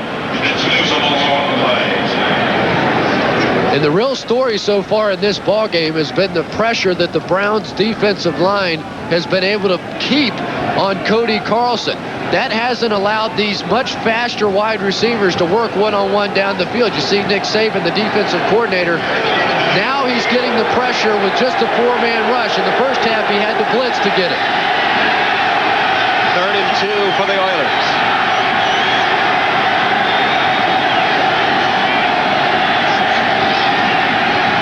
Short drop by Carlson, who throws it out of bounds. Curtis Duncan closest to it, but Michael Dean Perry was all over Cody Carlson. This time they brought a linebacker and a corner blitz. You see Randy Hilliard at the top of your screen. And what happened was the wide receiver had to read a blitz read. With the 5 offensive linemen and just 1 back, they did not have enough people up there to block it. He had to cut it off a 5-yard route. Frank Minifield knew what that blitz read was and was all over it. Good call by Nick Saban, the defensive coordinator. Michael D looked like he was body surfing on Cody Carlson. Montgomery's punt to Metcalf. Backpedals to the 10. Bounces off a couple of tacklers and cut back. If he'd have stayed down the sideline, he might have gone much further. Bubba McDowell on the tackle. There is a penalty flag down. 52-yard punt and a 14-yard return. I believe Ron Wolfley is going to get hit with the call. Usually you can get a pretty good indication of who it's on when the guy takes off his helmet and jumps up and down. My bet here is Ron Wolfley. There he is, Wolfley just walking out of the bottom of your picture. As soon as he got... Illegal block. Number 23 during the return. Randy Baldwin. Baldwin called for the illegal block. It'll set the Browns back, but they lead 14-3.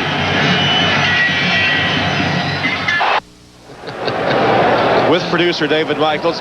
No, that's not David. David Michaels and Andy Rosenberg in the truck.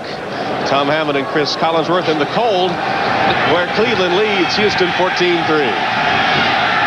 You don't see guys like that in every city.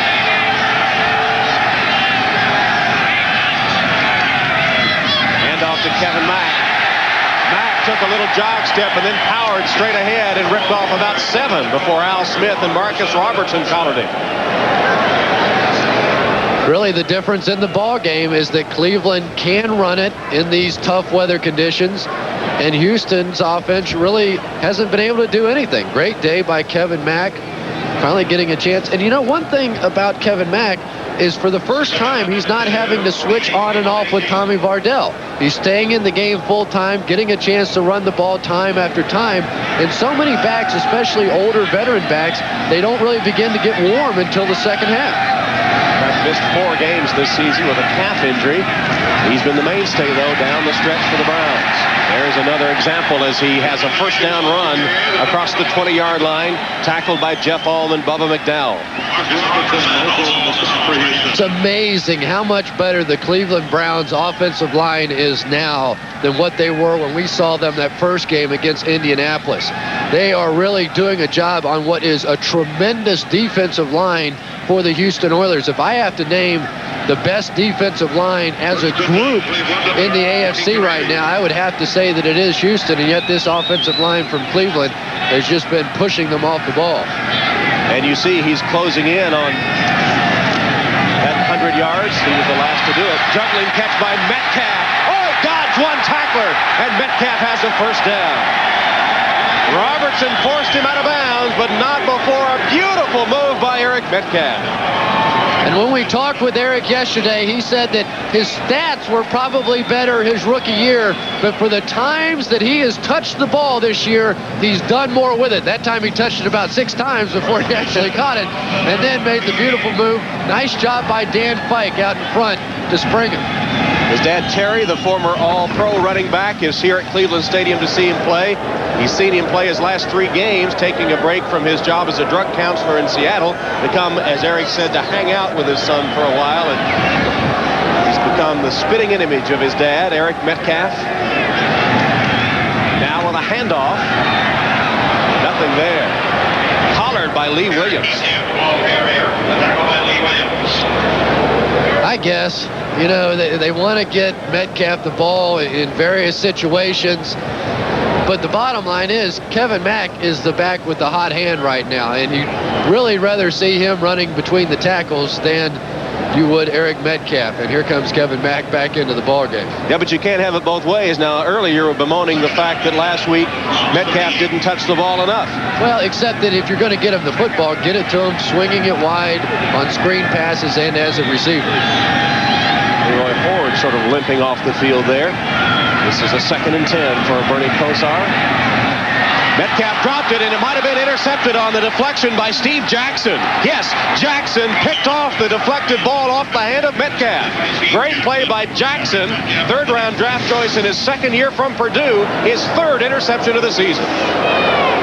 If you've ever wondered why ordinary human beings can't play defensive back, watch the hand speed of Jackson. He only has about a 1/10 of a second to find that ball and make the catch. And that's the turnover that Houston has not been able to come up with all season long. When we talked with Jim Eddy, the defensive coordinator, he said we have dropped so many potential interceptions, and finally they make the play. They've been doing drills every day to try to strip the ball and to get the tips, and there they get one. Lorenzo White with a 1st down carry. He's to the 29-yard line, gain of 4. Randy Hilliard makes the stop from a cornerback spot on Lorenzo White. And the Houston Oilers appear to be a little bit confused on what to do now. They don't know whether, you see Jerry Gray, they don't know whether to try and make an effort to stay with the running game or to try and stay with this run-and-shoot offense. Traditionally, this is where it's most difficult for a run-and-shoot team to run the ball once they get down inside the 30-yard line. Approaching the 5-minute mark, as you see in the 3rd quarter. Houston needs points in a hurry. Blitz comes, and Carlson loses the ball, and Minifield has it. Hilliard and Minifield coming right after it, and Randy Hilliard will come up with the football. Cleveland turns it over, and then they get it right back. Watch Randy Hilliard on a corner blitz coming from behind, just stripping the football from Cody Carlson. He had no idea that was coming, then having the presence to get up and make the recovery. What a job by Randy Hilliard taking over for Stephon Moore.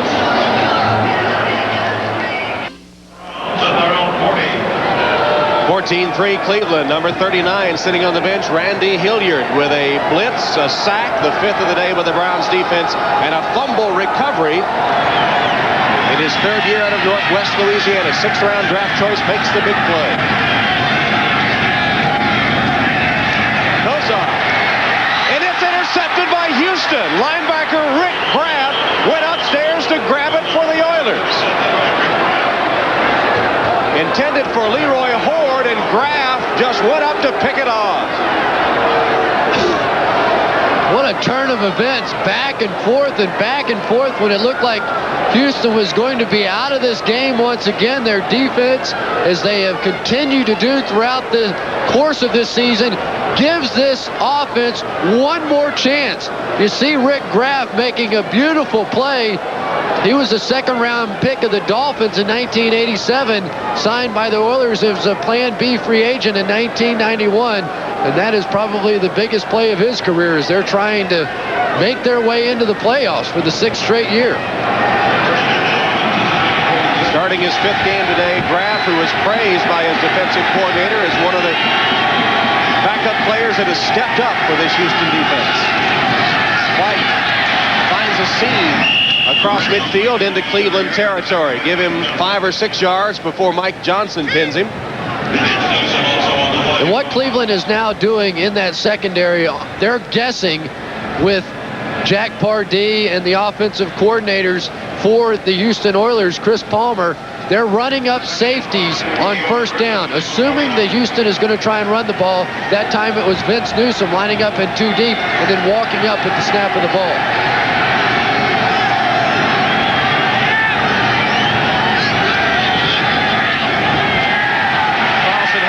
reception and an open receiver, Webster Slaughter. Slaughter to the 30-yard line and an Oiler first down. Wrestled down by Taylor and Newsom, but Slaughter, who draws another Bronx cheer from the dog pound, and made a big reception for the Oilers. But I guarantee you, they wish they had Webster Slaughter back in uniform. We talked to him yesterday, and he said that the Cleveland Browns organization only made him one offer, and that came 1 week before the start of the regular season. He was not happy and was very fortunate because of the judge's decision to get away. Draw play, White stumbles, and then Brandon made sure of it. Burnett in on the tackle as well. He was the first man to him. The Cleveland Brown defensive line, and Michael Dean Perry in particular, was telling us yesterday that their first responsibility is to stop Lorenzo White and to watch for that draw play. Now they have Houston exactly where they'd like them, 2nd down and 10.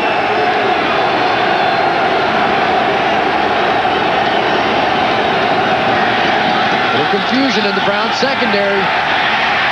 Carlson has room. Lowers his head. No sliding for Commander Cody. He's to about the 22-yard line. 23 make it, with Mike Johnson pinning him there. Well, Tom, we're beyond that time of the year where quarterbacks slide. Now everybody's in the playoff hunt. Cody Carlson realizes that this is a drive that they have to come away with at least 3 points to stay in the ball game. Your defense has turned it over to you 2 straight times. Now 3rd and 3. From the Cleveland 23-yard line. Probably 4-down territory for the Oilers. Pass behind Ernest Givens, the intended receiver. And Carlson down again. There's a penalty marker on the play. It might be roughing the passer. It is roughing the passer against the Browns. Bill Belichick incensed. They had them stopped. It would have been 4th down and 3, and you get a roughing the passer. And as sometime happens, when quarterbacks come on safety blitz, that's Randy Hilliard, who really doesn't get the call, who really does not understand the way that the roughing the passer rule works, the way that a defensive lineman would. Randy Hilliard, Jack Pardee was saying, throw him out of the game. That was so late. Good call by the officials. Those quarterbacks aren't used to pulling back. This is really late. Good call. First down, Houston at the 12-yard line of the Browns. Cleveland leading 14-3, 2:08 left, 3rd quarter.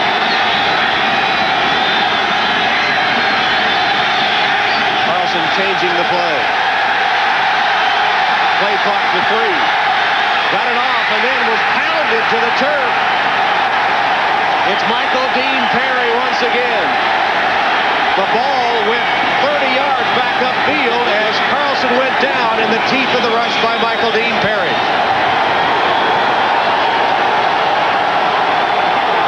Again, the Browns show that double barrel blitz, and that allows Michael Dean Perry to come absolutely free.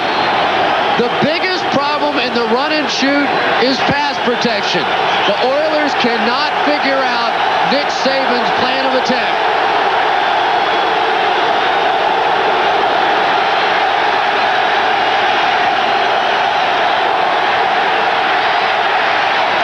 Carlson's pass incomplete. There's a penalty marker, and now another one, a second one. Haywood Jeffries, the intended receiver.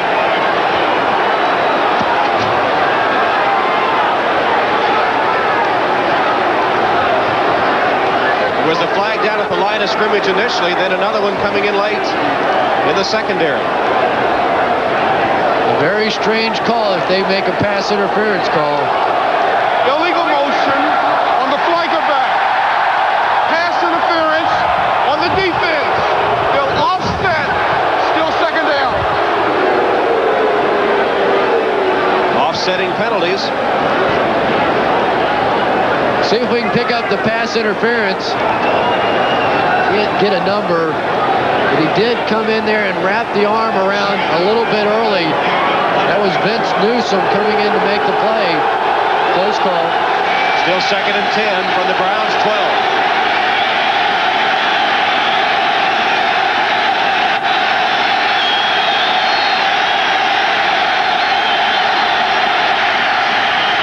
Start. The ball's loose.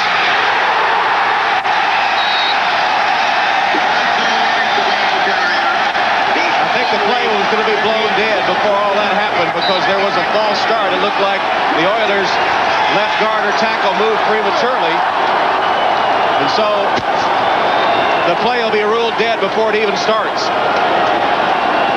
What a huge break for the Houston Oilers. Even penalties on themselves are going their way now. They'll retain possession. Please reset the clock to 1:59. 1:59. We talked about all the problems that Houston is having scoring touchdowns. They haven't scored more than 2 touchdowns in 7 straight ball games. But in the red zone, they have scored touchdowns 60% of the time. That's a huge number for any team. For a comparison purpose, the Cleveland Browns only be able to get it in the end zone in the red zone 38% of the time. But thus far, the Oilers very sloppy inside the 20. 2nd and 15 now, and the noise from the dog pound affecting the snap call. To Lorenzo White out of the backfield, trying to maintain his balance. He's to the 9-yard line.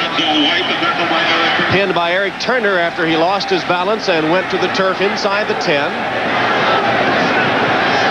It'll be 3rd down coming up for the Oilers. They can get a 1st down without scoring a touchdown. They need to get to about the 2. The slip screen again to Lorenzo White. Now Warren Moon signals in the next play. Probably the Browns will be forced to come out and play some man-to-man coverage. If they do, Webster Slaughter has had the most success against Everson Walls.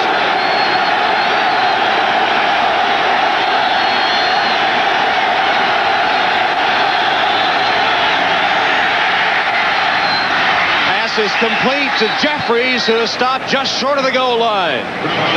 Terry Taylor tripped him up.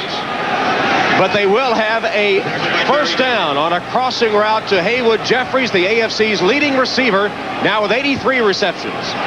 And when we talked to Chris Palmer yesterday, he said that the one thing that they didn't do enough of was these crossing routes. That time they used the underneath wide receiver, Webster Slaughter, to set a pick on the outside cornerback. And that allowed Jeffries to spring free.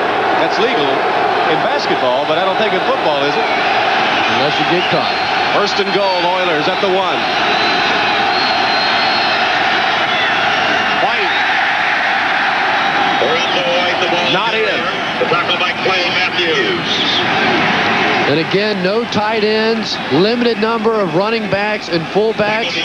So you're forced to allow Clay Matthews almost a free shot to come around the corner.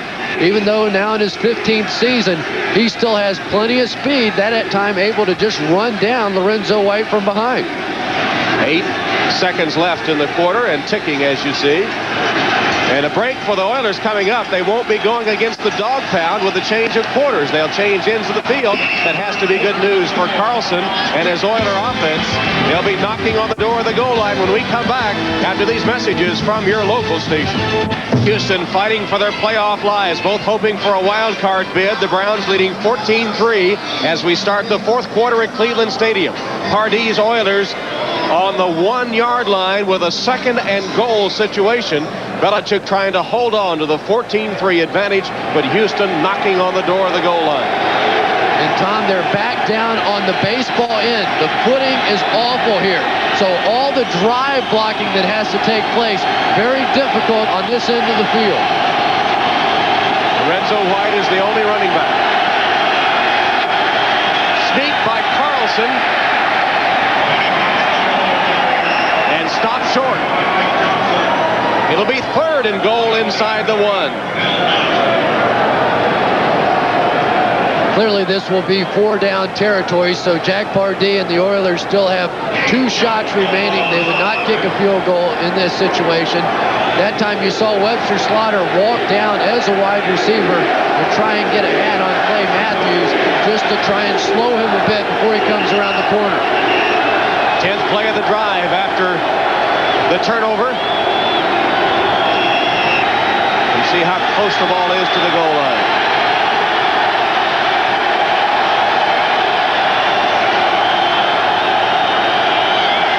Carlson passes, incomplete. Dropped by Slaughter. Hilliard defending for the Browns. It'll be 4th down for the Oilers. Amazing. 4th down, you have to go for it. A field goal really does you no good. Still leaves you more than a touchdown behind. I'm just amazed. Most teams, when they get that close, you run it twice. The Oilers can't do it.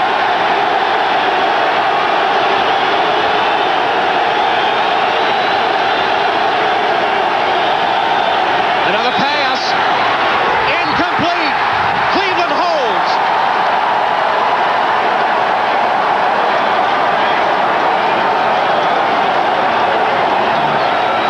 If there was ever a case for abandoning the run and shoot, you just saw it. That close to the Cleveland end zone and couldn't get it in. It's 14-3. The Browns leading the Oilers in the 4th quarter. Yes, Warren Moon is not playing, but it seemed that series of 4 downs from the 1-yard line was an indictment of the system. It really is. If you can't score from the 1-inch line when you've got a back like Lorenzo White, that is too strong a case for getting out of the run and shoot. And of course, remember in the first half, there were 2 occasions that the Oilers had 3rd and 1 and couldn't convert. Now Cleveland faced with the prospect of trying to pound it out from the shadow of their own goal line, and of course they'll give it to Kevin Mack, their horse. Then he gets a couple of yards.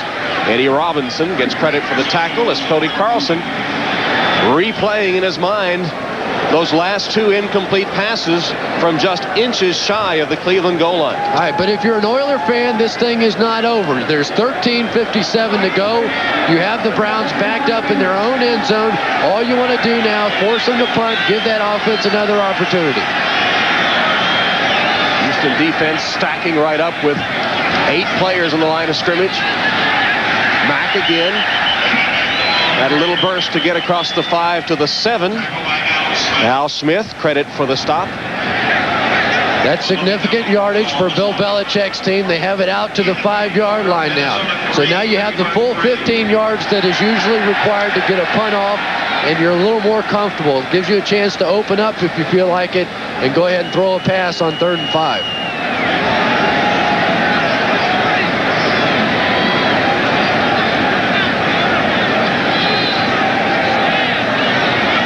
Continues to tick away, approaching 13 minutes left in the game. Cleveland leading Houston 14-3 after the goal line stands. Delayed handoff and a loss for Kevin Mack. He was wrapped up shortly after he got the football by Ray Childress. So now Brian Hansen, deep in his own territory, will be forced to punt. He'll be standing right at the back of his own end zone. That was a very unusual play call by the Cleveland Browns. They ran the counter tray, but you know that the Houston Oilers defensive line was going to be trying to get penetration to stop the ball, and by running all the motion with the lineman, it just got muddled in the backfield. Webster Slaughter standing at the Cleveland 45, awaiting the punt. No pressure on Hansen, and he got it out of there in good order. Great kick by Hansen. Slaughter fumbles it and can only fall on it all the way back at his own 36-yard line. 51-yard punt by Hansen under pressure, and then they lost 6 more. 12:08 left in the game. Tom Hammond, Cris Collinsworth. Brian Hansen just unloaded a 51-yard punt from the back of his own end zone. Webster Slaughter fumbled it, and it cost him 6 yards more, so the Houston offense backed up to the 37. Carlson steps up, and will run, and a good run. Carlson just to midfield, and a first down, pinned by Mike Johnson after he scrambles for a first down. A lot of these gimmick defenses that the Cleveland Browns are using against the run and shoot, the one position they cannot cover is the quarterback if he decides to pull it down and run. We've seen Randall Cunningham, we've seen Steve Young make so many big plays like that, and now Cody Carlson beginning to figure out the formula. Run and shoot had only 141 yards total offense through the first 3 quarters.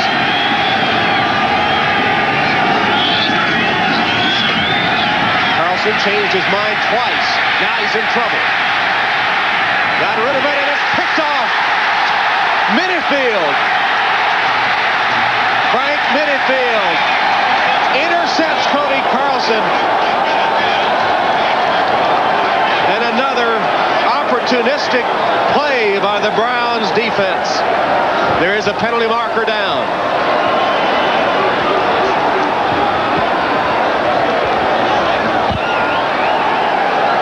Looks like it's going to be either against the Houston Oilers or post-possession, so that the ball will still belong to the Browns. In the back, after the interception. First down. So the Minifield interception, his second of the season and 20th of his career, will stand. Frank Minifield uses a laptop computer to chart the tendencies of the receivers that he's playing against. There you see Frank Minifield. He's playing on the receiver at the very top of the screen, and then was able to jump up and make the interception. Frank Minifield has a tremendous vertical jump. He can get away with being a smallish cornerback because of his ability to get up in the air. That time you saw it, even with his pulled groin. In fact, they called him Sky when he was in high school at Henry Clay High School in Lexington, Kentucky, because he was able to dunk the basketball at 5'9". Frank Minifield once said that wide receivers are the scoundrels of this earth. But during the game, they want to be your friend, and they catch a pass and want to go through some Indian war dance and spike the ball on you. That's what I call a scoundrel.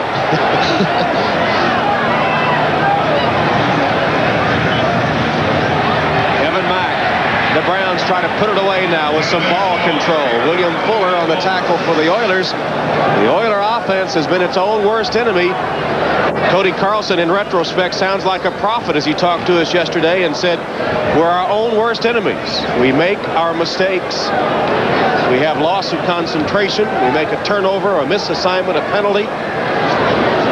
They were stopped in a goal line stand their previous possession with the Browns, got the ball back and promptly committed a turnover.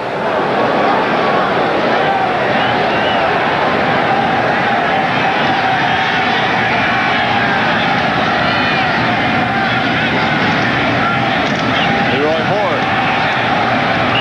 This is a 45. Fuller with another tackle. And the clock continues to roll. And the Browns continue their mastery of the Houston Oilers. They beat them by 10 in the Astrodome the first time around. That was the biggest margin of defeat for Jack Pardee's squad. You can see Doug Dawson limping. Excuse me. Tony Jones. Tony Jones limping off the field. He had the bad ankle from before. But they were beaten by 10 down there. Their other defeats, Big Freddie Childress coming in the ball game now, were by 6, 5, 3, 2, and 1. So this is a team that has been close in every ball game, but the Browns seem to have their number. This has been a strange series as you see the total yards, only 154 for the run and shoot, 257 for the Browns ball control. Let's keep an eye on number 77, Freddie Childress. He's had problems in the past with pass protection. Blitz coming. It's a running play on the pitch to Mack, who tries to get the corner and cannot. He didn't need but about a yard for the first down. There's a flag that flies.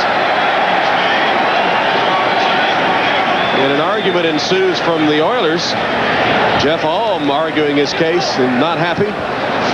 So it apparently will be against Houston.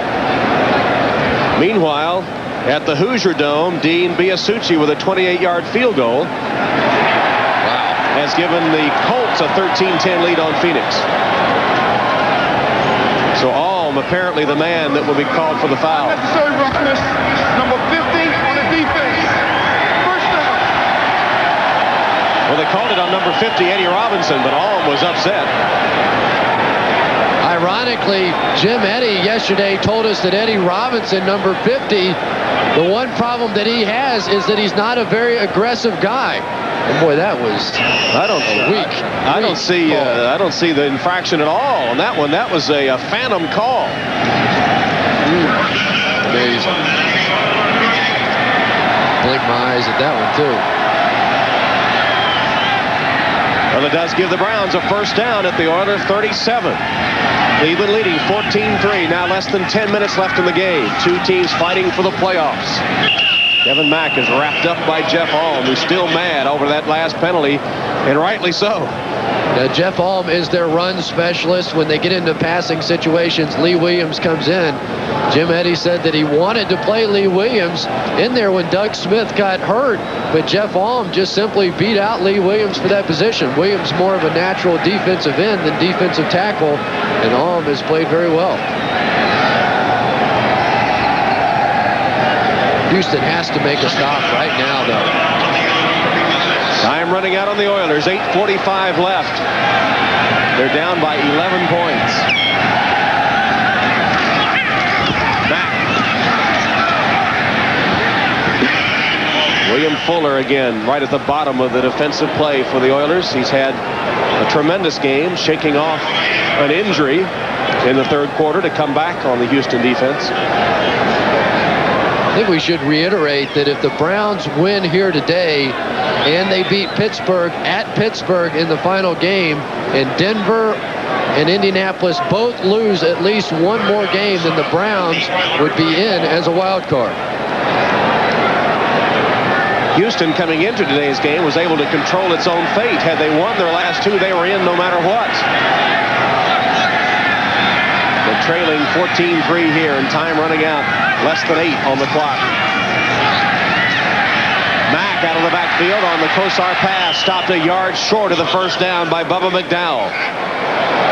Interesting decision now by Bill Belichick. 4th and about 1. Apparently he's going to go for the first down. Not feeling like Stover can make this kick. It would be about 46 or 47 yards. But where they marked this ball, I think Bill Belichick felt like that it was a short one. It's about a yard and a half. So on 4th down and a yard and a half from the Houston 28, the Browns will go for it. Maybe. Maybe is right. They'll let the clock tick down and take the timeout. Wants to talk about it with Bill Belichick. Gives us a chance for a timeout as well. 6:59 left in the game. 14-3 Cleveland. They'll have a 4th down when we return to the stadium. Cleveland up 14-3 on the Oilers. 6:59 on the clock. It's 4th and a yard and a half for Belichick's Browns. Hardy needs a stop here.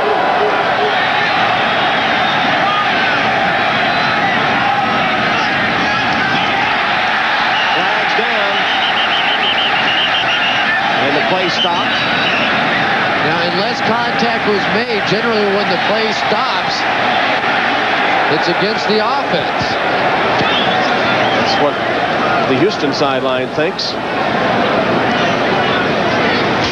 They may be calling a head bob on the part of Bernie Kosar. That would not only eliminate the possibility of going for it here on 4th down, it would really force Cleveland into a punting situation if it's on the Browns. Here's the call by Johnny Greer. False start, 77, offense. Still 4th there.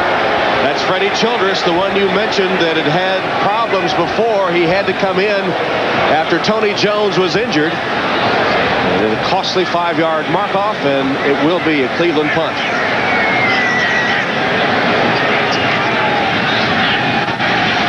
Freddie Childress went through a crash program this offseason to try and lose enough weight to play. Came back in, started at the beginning of the season. Not getting a chance to play in this ball game with Tony Jones going out, but that's the mistake of the ball game so far. Hansen is the best in the league at downing it inside the 20. Tries to work his magic here. Slaughter will call a fair catch at the 15-yard line.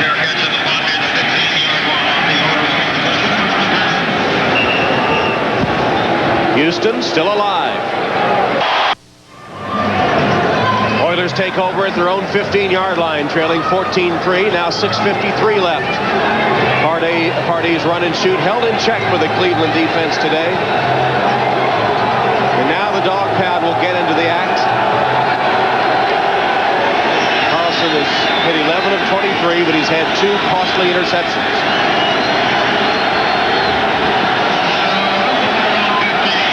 If there's any magic in the run and shoot, it's time for it now.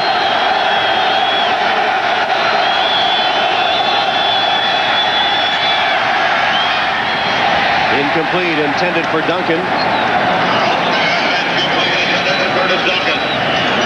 Clay Matthews has just been an absolute thorn in the side of Cody Carlson all day.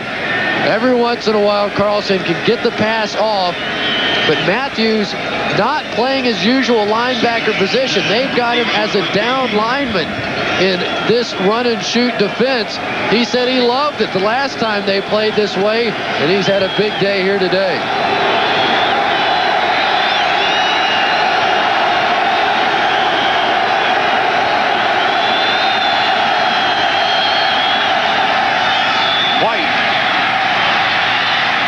White has a Houston first down. Clay Matthews and Vince Newsom on the tackle. Clock continues to roll. Really, Lorenzo White has been the only viable weapon for Jack Pardee today. The wide receivers have virtually been taken away in this run and shoot offense. And the one thing about Cody Carlson is he prefers to throw the ball down the field. He has had no opportunity to do that today. Carlson with protection this time finds Gibbons. Ball now comes loose. Will it be ruled down or not?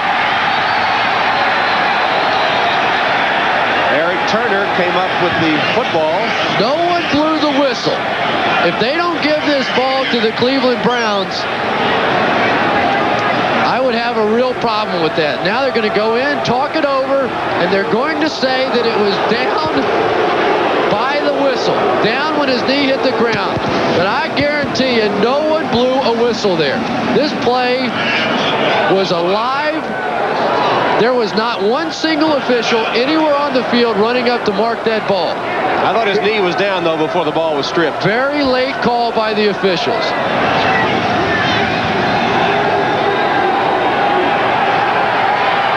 Carlson stands in the pocket now, flushed out of it. Fakes the pass, tries to get all the yards he can on the ground. He got about 5 of them before Frank Minifield banged him out of bounds. Well, not out of bounds. The clock's still running. Warren with a little advice. They've got to get into the 2-minute offense. 1 touchdown, not enough. They can't play for a field goal now. 11 points down. A field goal does them no good.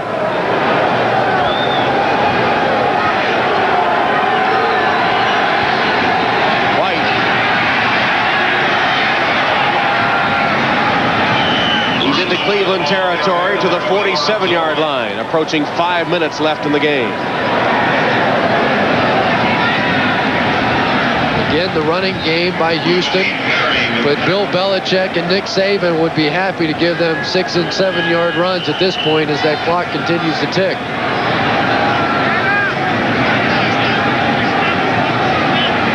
Now the clock has stopped at the 5-minute mark, and I'm not exactly sure why.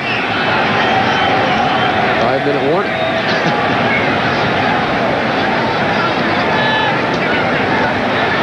No signal of a timeout. Johnny Greer looks baffled as well. Is there an injured player? Mike Johnson perhaps shaken up. He's on one knee. There he is. No, that's the problem. Don't forget, coming up second half of the doubleheader, many of you will see the Chargers take on the Raiders at the Coliseum. Others will see Seattle and Denver. Denver loss would help the playoff chances of these teams. That's all coming up next here on NBC. We have an even 5 minutes left in this one, and the clock stoppage was due to the Browns' leading tackler Mike Johnson shaken up on the play. Last week against the Green Bay Packers, Cody Carlson did not throw a touchdown pass, and that killed a streak dating back more than a year for this Houston Oilers offense, and it appears they may be shut out again here today. That's It's a blow, though, for Cleveland. Mike Johnson, their leading tackler, he has 50% more tackles than anyone else on this football team, 153. The next closest is Eric Turner with 100.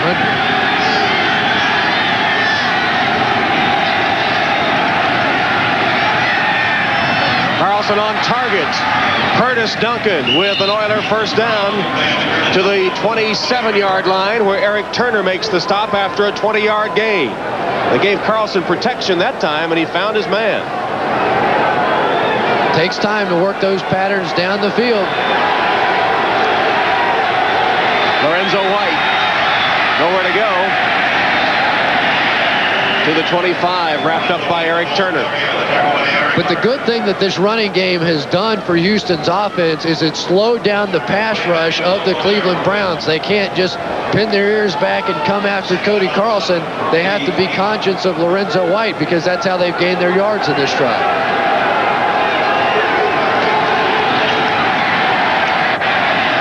Jeffries with a catch at the 14. Taken down immediately by Terry Taylor. It's another Houston first down. Jeffries is limping, and it looks like an offensive lineman for the Oilers is down as well. Might be Doug Dawson, the starting right guard of the Oilers.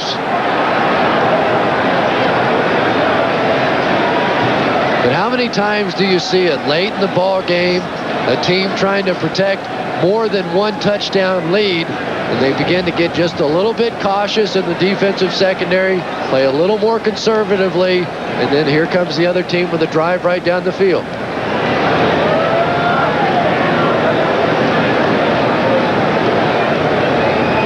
Doug Dawson's an interesting story. He was a second-round pick originally for the Cardinals in 1984. Started all 16 games for the Cardinals in 1985, but then suffered an Achilles injury in the first game of '86. Sat out the next 4 seasons with that injury before signing with the Oilers in 1990, and he's been a nice pickup for them this year.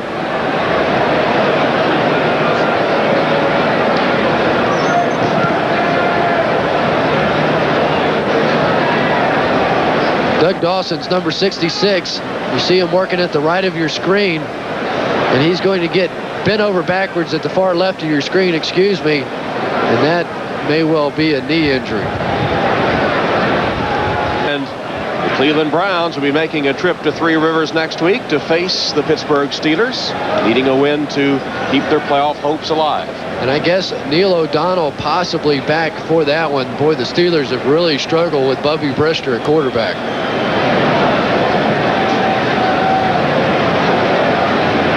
The Browns will have a meaningful game at Pittsburgh if they can hold on to this lead today. Should they fall to the Oilers in a comeback here late in the game, Cleveland would be eliminated. Doug Dawson being helped from the field. His backup is John Flannery, second-round draft choice in his second year from Syracuse. Flannery, 6'3", 304 pounds. There he is, number 55. First down, Oilers at the Cleveland 14-yard line. Cleveland leading 14-3 with 3:45 left in the game. Carlson's pass batted down and incomplete. Mike Johnson, who left the field a moment ago after an injury, was able to bat it to the turf.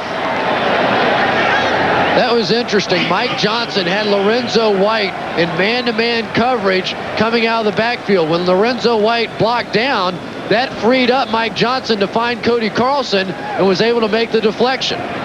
Webster Slaughter was open on the crossing route against the safety and Vince Newsom.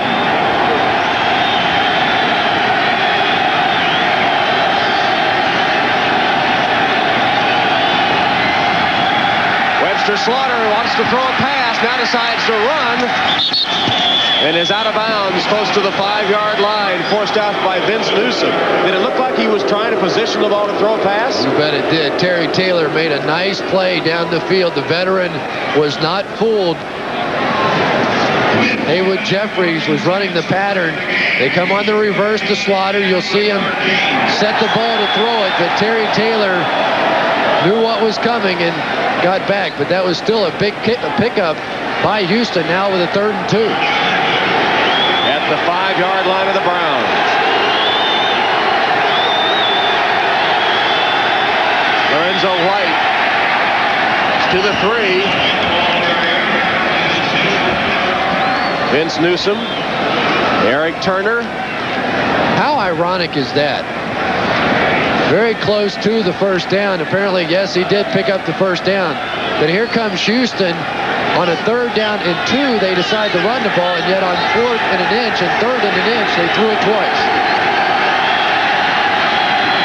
Carlson will throw it. And touchdown to Curtis Duncan. Carlson put the ball low where only Duncan can get it, and Duncan went down to make the catch at his shoe tops for the Houston touchdown. Curtis Duncan on the right side of your screen will simply come underneath the coverage that will be cleared out by Givens. Just an easy pitch and catch. Nice job by Carlson getting it low. We have a football game now, 2:58 to go. And Al Del Greco will try to add the extra point.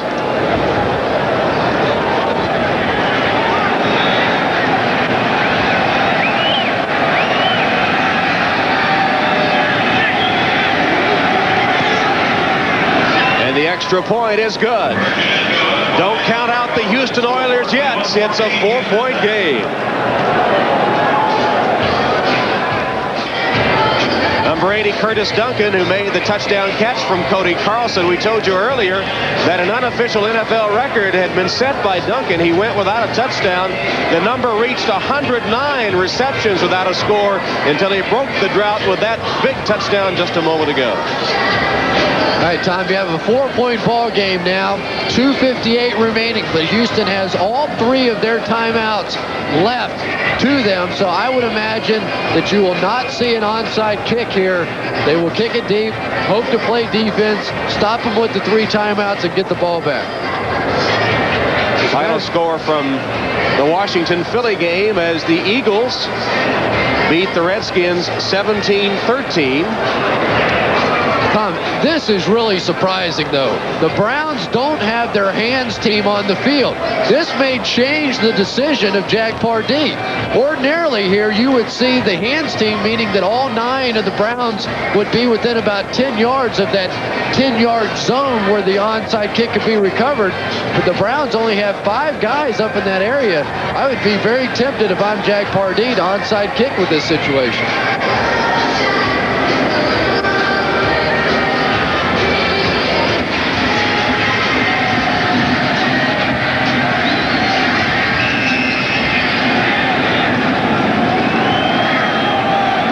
Del Greco approaching the ball and kicks it away.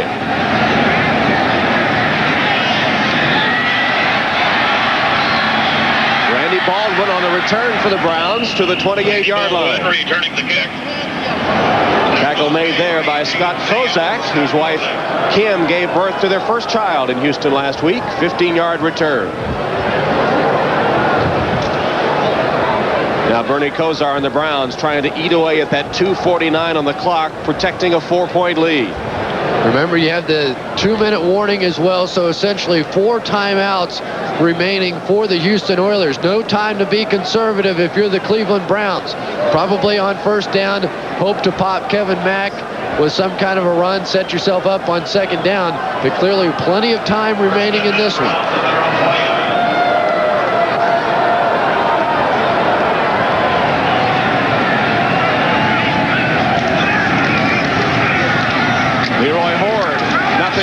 Thrown back for the Houston defense. And a timeout immediately taken by the Oilers. Al Smith led the defensive charge for Houston. They take their first timeout, stopping the clock at 2:44. All right, Bob, that's the game we'll have next Saturday here on NBC. The Raiders and the Skins at RFK. And coming up at the conclusion of this one, the second half of our doubleheader, either Denver, Seattle, or the Chargers and the Raiders. We still have 2:44 left in this game. Houston taking the timeout, trailing Cleveland 14-10, and the Browns with a 2nd and 9 at their own 30-yard line. Almost forced to throw the ball now if you're Bernie Kosar, because the Houston Oilers are going to be taking chances. They'll bring people up, try and shut down the running game. They want Bernie to put the ball in the air now. No Eric Metcalf, a bit of a surprise.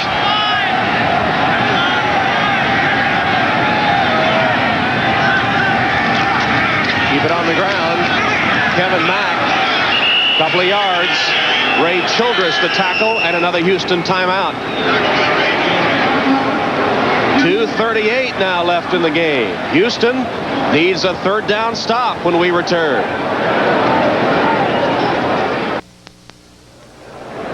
Kosar's Browns up 4. 2:38 on the clock, facing a 3rd and 7 now. So the Oiler defense needs to hold. They have one timeout left, plus the 2-minute warning to come. Jim Eddy talking with Al Smith. They want to get this call exactly perfect. I know it goes against his nature, but almost forced to throw the ball now are the Cleveland Browns.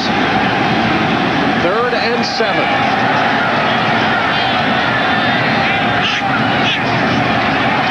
Flags down. Kosar sacked. Sean Jones wrapped up Bernie Kosar. Amazing. The last thing that I'm sure Jim Eddy said was, don't be offsides, guys. And they were. Now it'll be 3rd and 2 for the Browns. How many key situations in the past 3 weeks have we seen Bernie Kosar get the cheap 5-yard penalty? Once again, he does it. Watch Eddie's reaction. Are you kidding me on a quarterback sack in this situation? Boy, that hurts. And not only that, now you have an opportunity to run the ball if you're the Cleveland Browns. That takes them out of the passing situation. Bernie Kosar had to be very, very conservative on his end in throwing the ball, but now they're right back to a situation where they can run it. Galbraith and Wolfley into the game, along with Kevin Mack. Mack on the handoff. Stopped short of the first down. It'll be 4th down for the Browns. They couldn't pick up 2. Lee Williams made sure they didn't. And the Oilers, Eddie's signaling for a timeout, but they're not calling it. And the clock continues to roll Jack down. Pardee looks confused. He couldn't make up his mind if he wanted to signal for the timeout or not. You would think that he would have had that decision made long before that snap. It'll stop at the 2-minute warning. 2 minutes left in the game, and Cleveland set to punt when we return to Cleveland Stadium, where the Browns lead the Oilers by a score of 14-10. 4th down, Cleveland ready to punt. 2 minutes left in the game. The deep man, Webster Slaughter. What an irony it would be if he would make a big play against his former teammates. He's right in front of the vociferous dog pound. And they're chanting, Webster, Webster. Punt's going to bounce and pick up on the fly by Slaughter. Spun away from the first man, but then taken down at the 25-yard line. Wolfley put the clincher on him along with Randy Baldwin.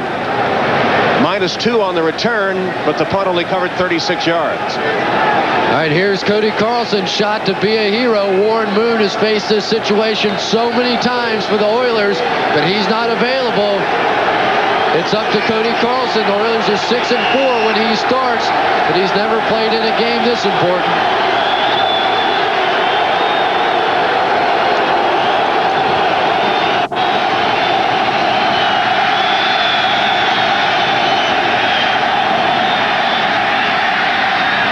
White can't handle it out of the backfield. The pass low and away.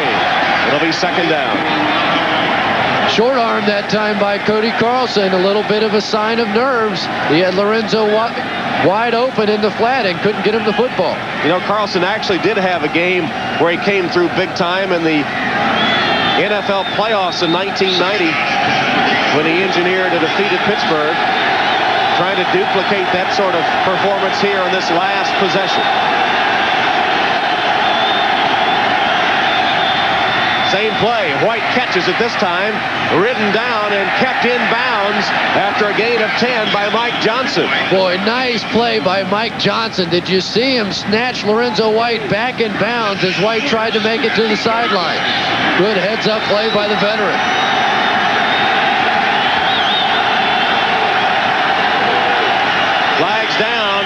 illegal procedure against the Oilers.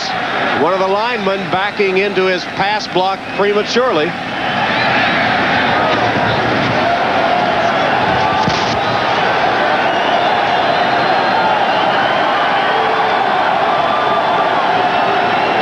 Kevin Donnelly, if you can read lips, number 77. At the right of your screen, just moved a bit before the snap of the ball. That's one of the problems when you have Clay Matthews and Michael Dean Perry both on your side. You have to get in that back pedal in a hurry. The Oilers have 3 backup linemen playing now because of injuries in this game. Nogard, Flannery, and Donnelly.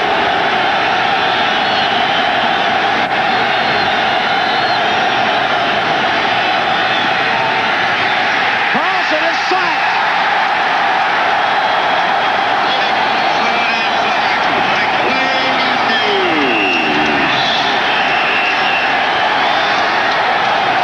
Sixth sack of the day, and Clay Matthews, along with Rob Burnett, were there to take down Cody Carlson. Clay Matthews having the time of his life. Maybe he's been out of position for a long time. Maybe he should have been a defensive end in a 4-3 because he just overpowered Kevin Donnelly there.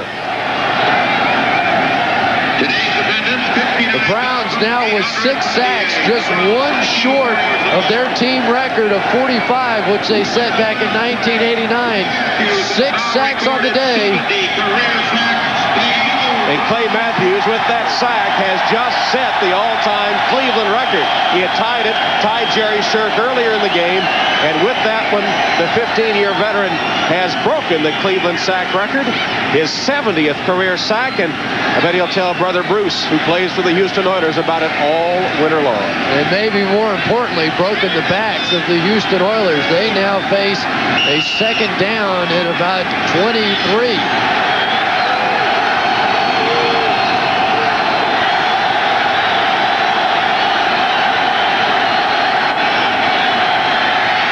Screen pass to White. Blockers in front. Lorenzo White still on his feet. Down the sideline.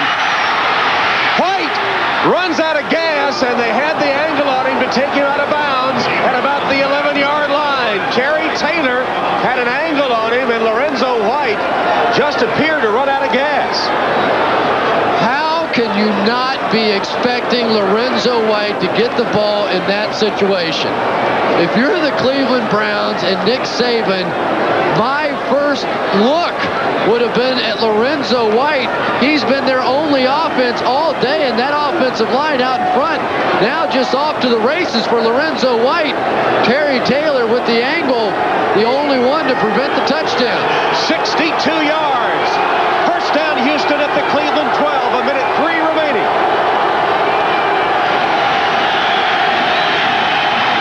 Carlson's pass complete. Diving to the 2 is Ernest Givens. Remember, no timeouts. The clock is ticking down to 50 seconds. And remember earlier, in this position, Houston could not score in 4 downs. Carlson lost for the end zone. Givens, touchdown!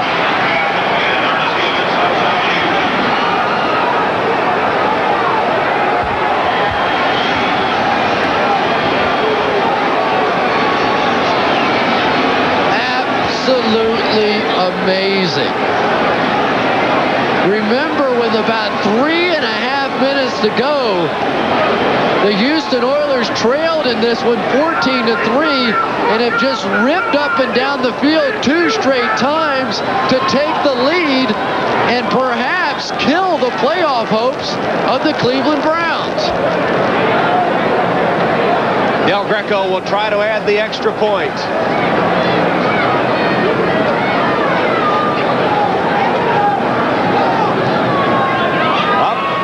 Through. An electrifying comeback has silenced the crowd at Cleveland Stadium. Tom, I've been in Cleveland Stadium many, many times, and I don't think I've ever heard it this quiet.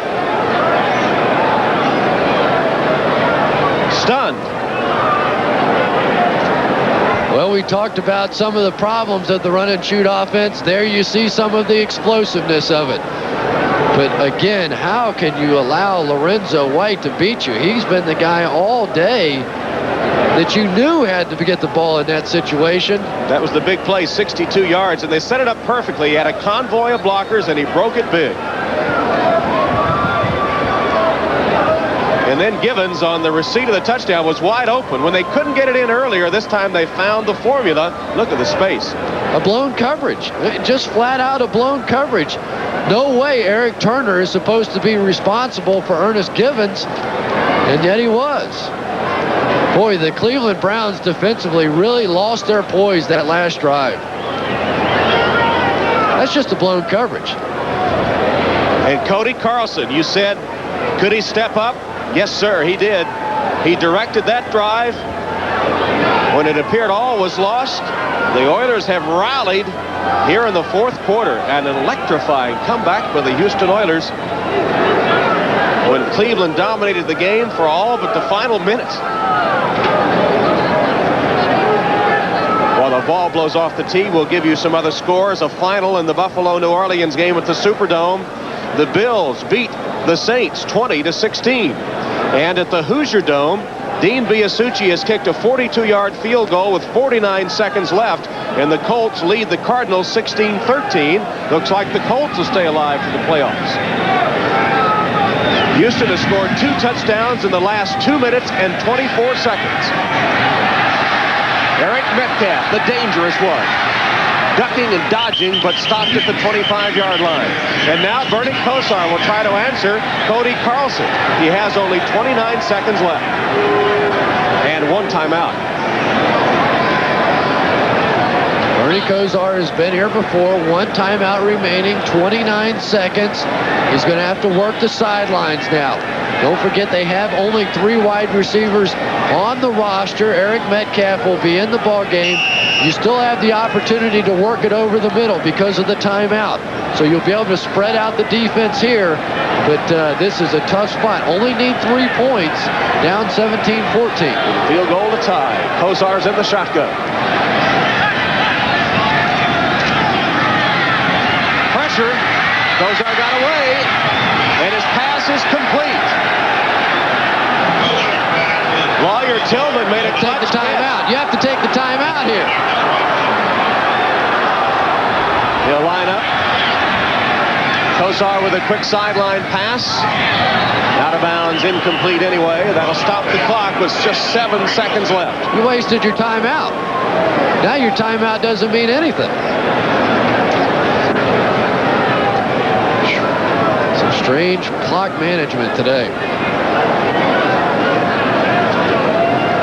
Now you have the timeout. You can try, what this does for you, though, is you can try the alley-oop down the field, and if you catch it, you'll still have time to call the timeout, perhaps. Generally, that play takes more than 7 seconds, though. Last gasp effort for the Browns. Their playoff chances riding on this play.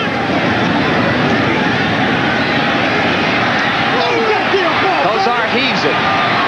Lawyer Tillman trying to draw a beat on it. It's knocked down, and the game is over. The Houston Oilers scored 2 touchdowns in 2 minutes, 24 seconds to rally from a 14-3 deficit and beat the Cleveland Browns 17-14, ending Cleveland's playoff hopes, and the Oilers still very much alive for a wild card spot. And the play of the game, the screen pass, 62 yards to Lorenzo White, setting up the Oilers' final touchdown. It's our Hager wrinkle-free Cotton's super play of the game. In this situation, I would have thought 22 eyes would have been on Lorenzo White. But he simply weaved his way behind those offensive linemen. And that was the backbreaker for the Browns. Coming up, the second half of our doubleheader. Most of you will see the Chargers against the Raiders. Some will see Seattle.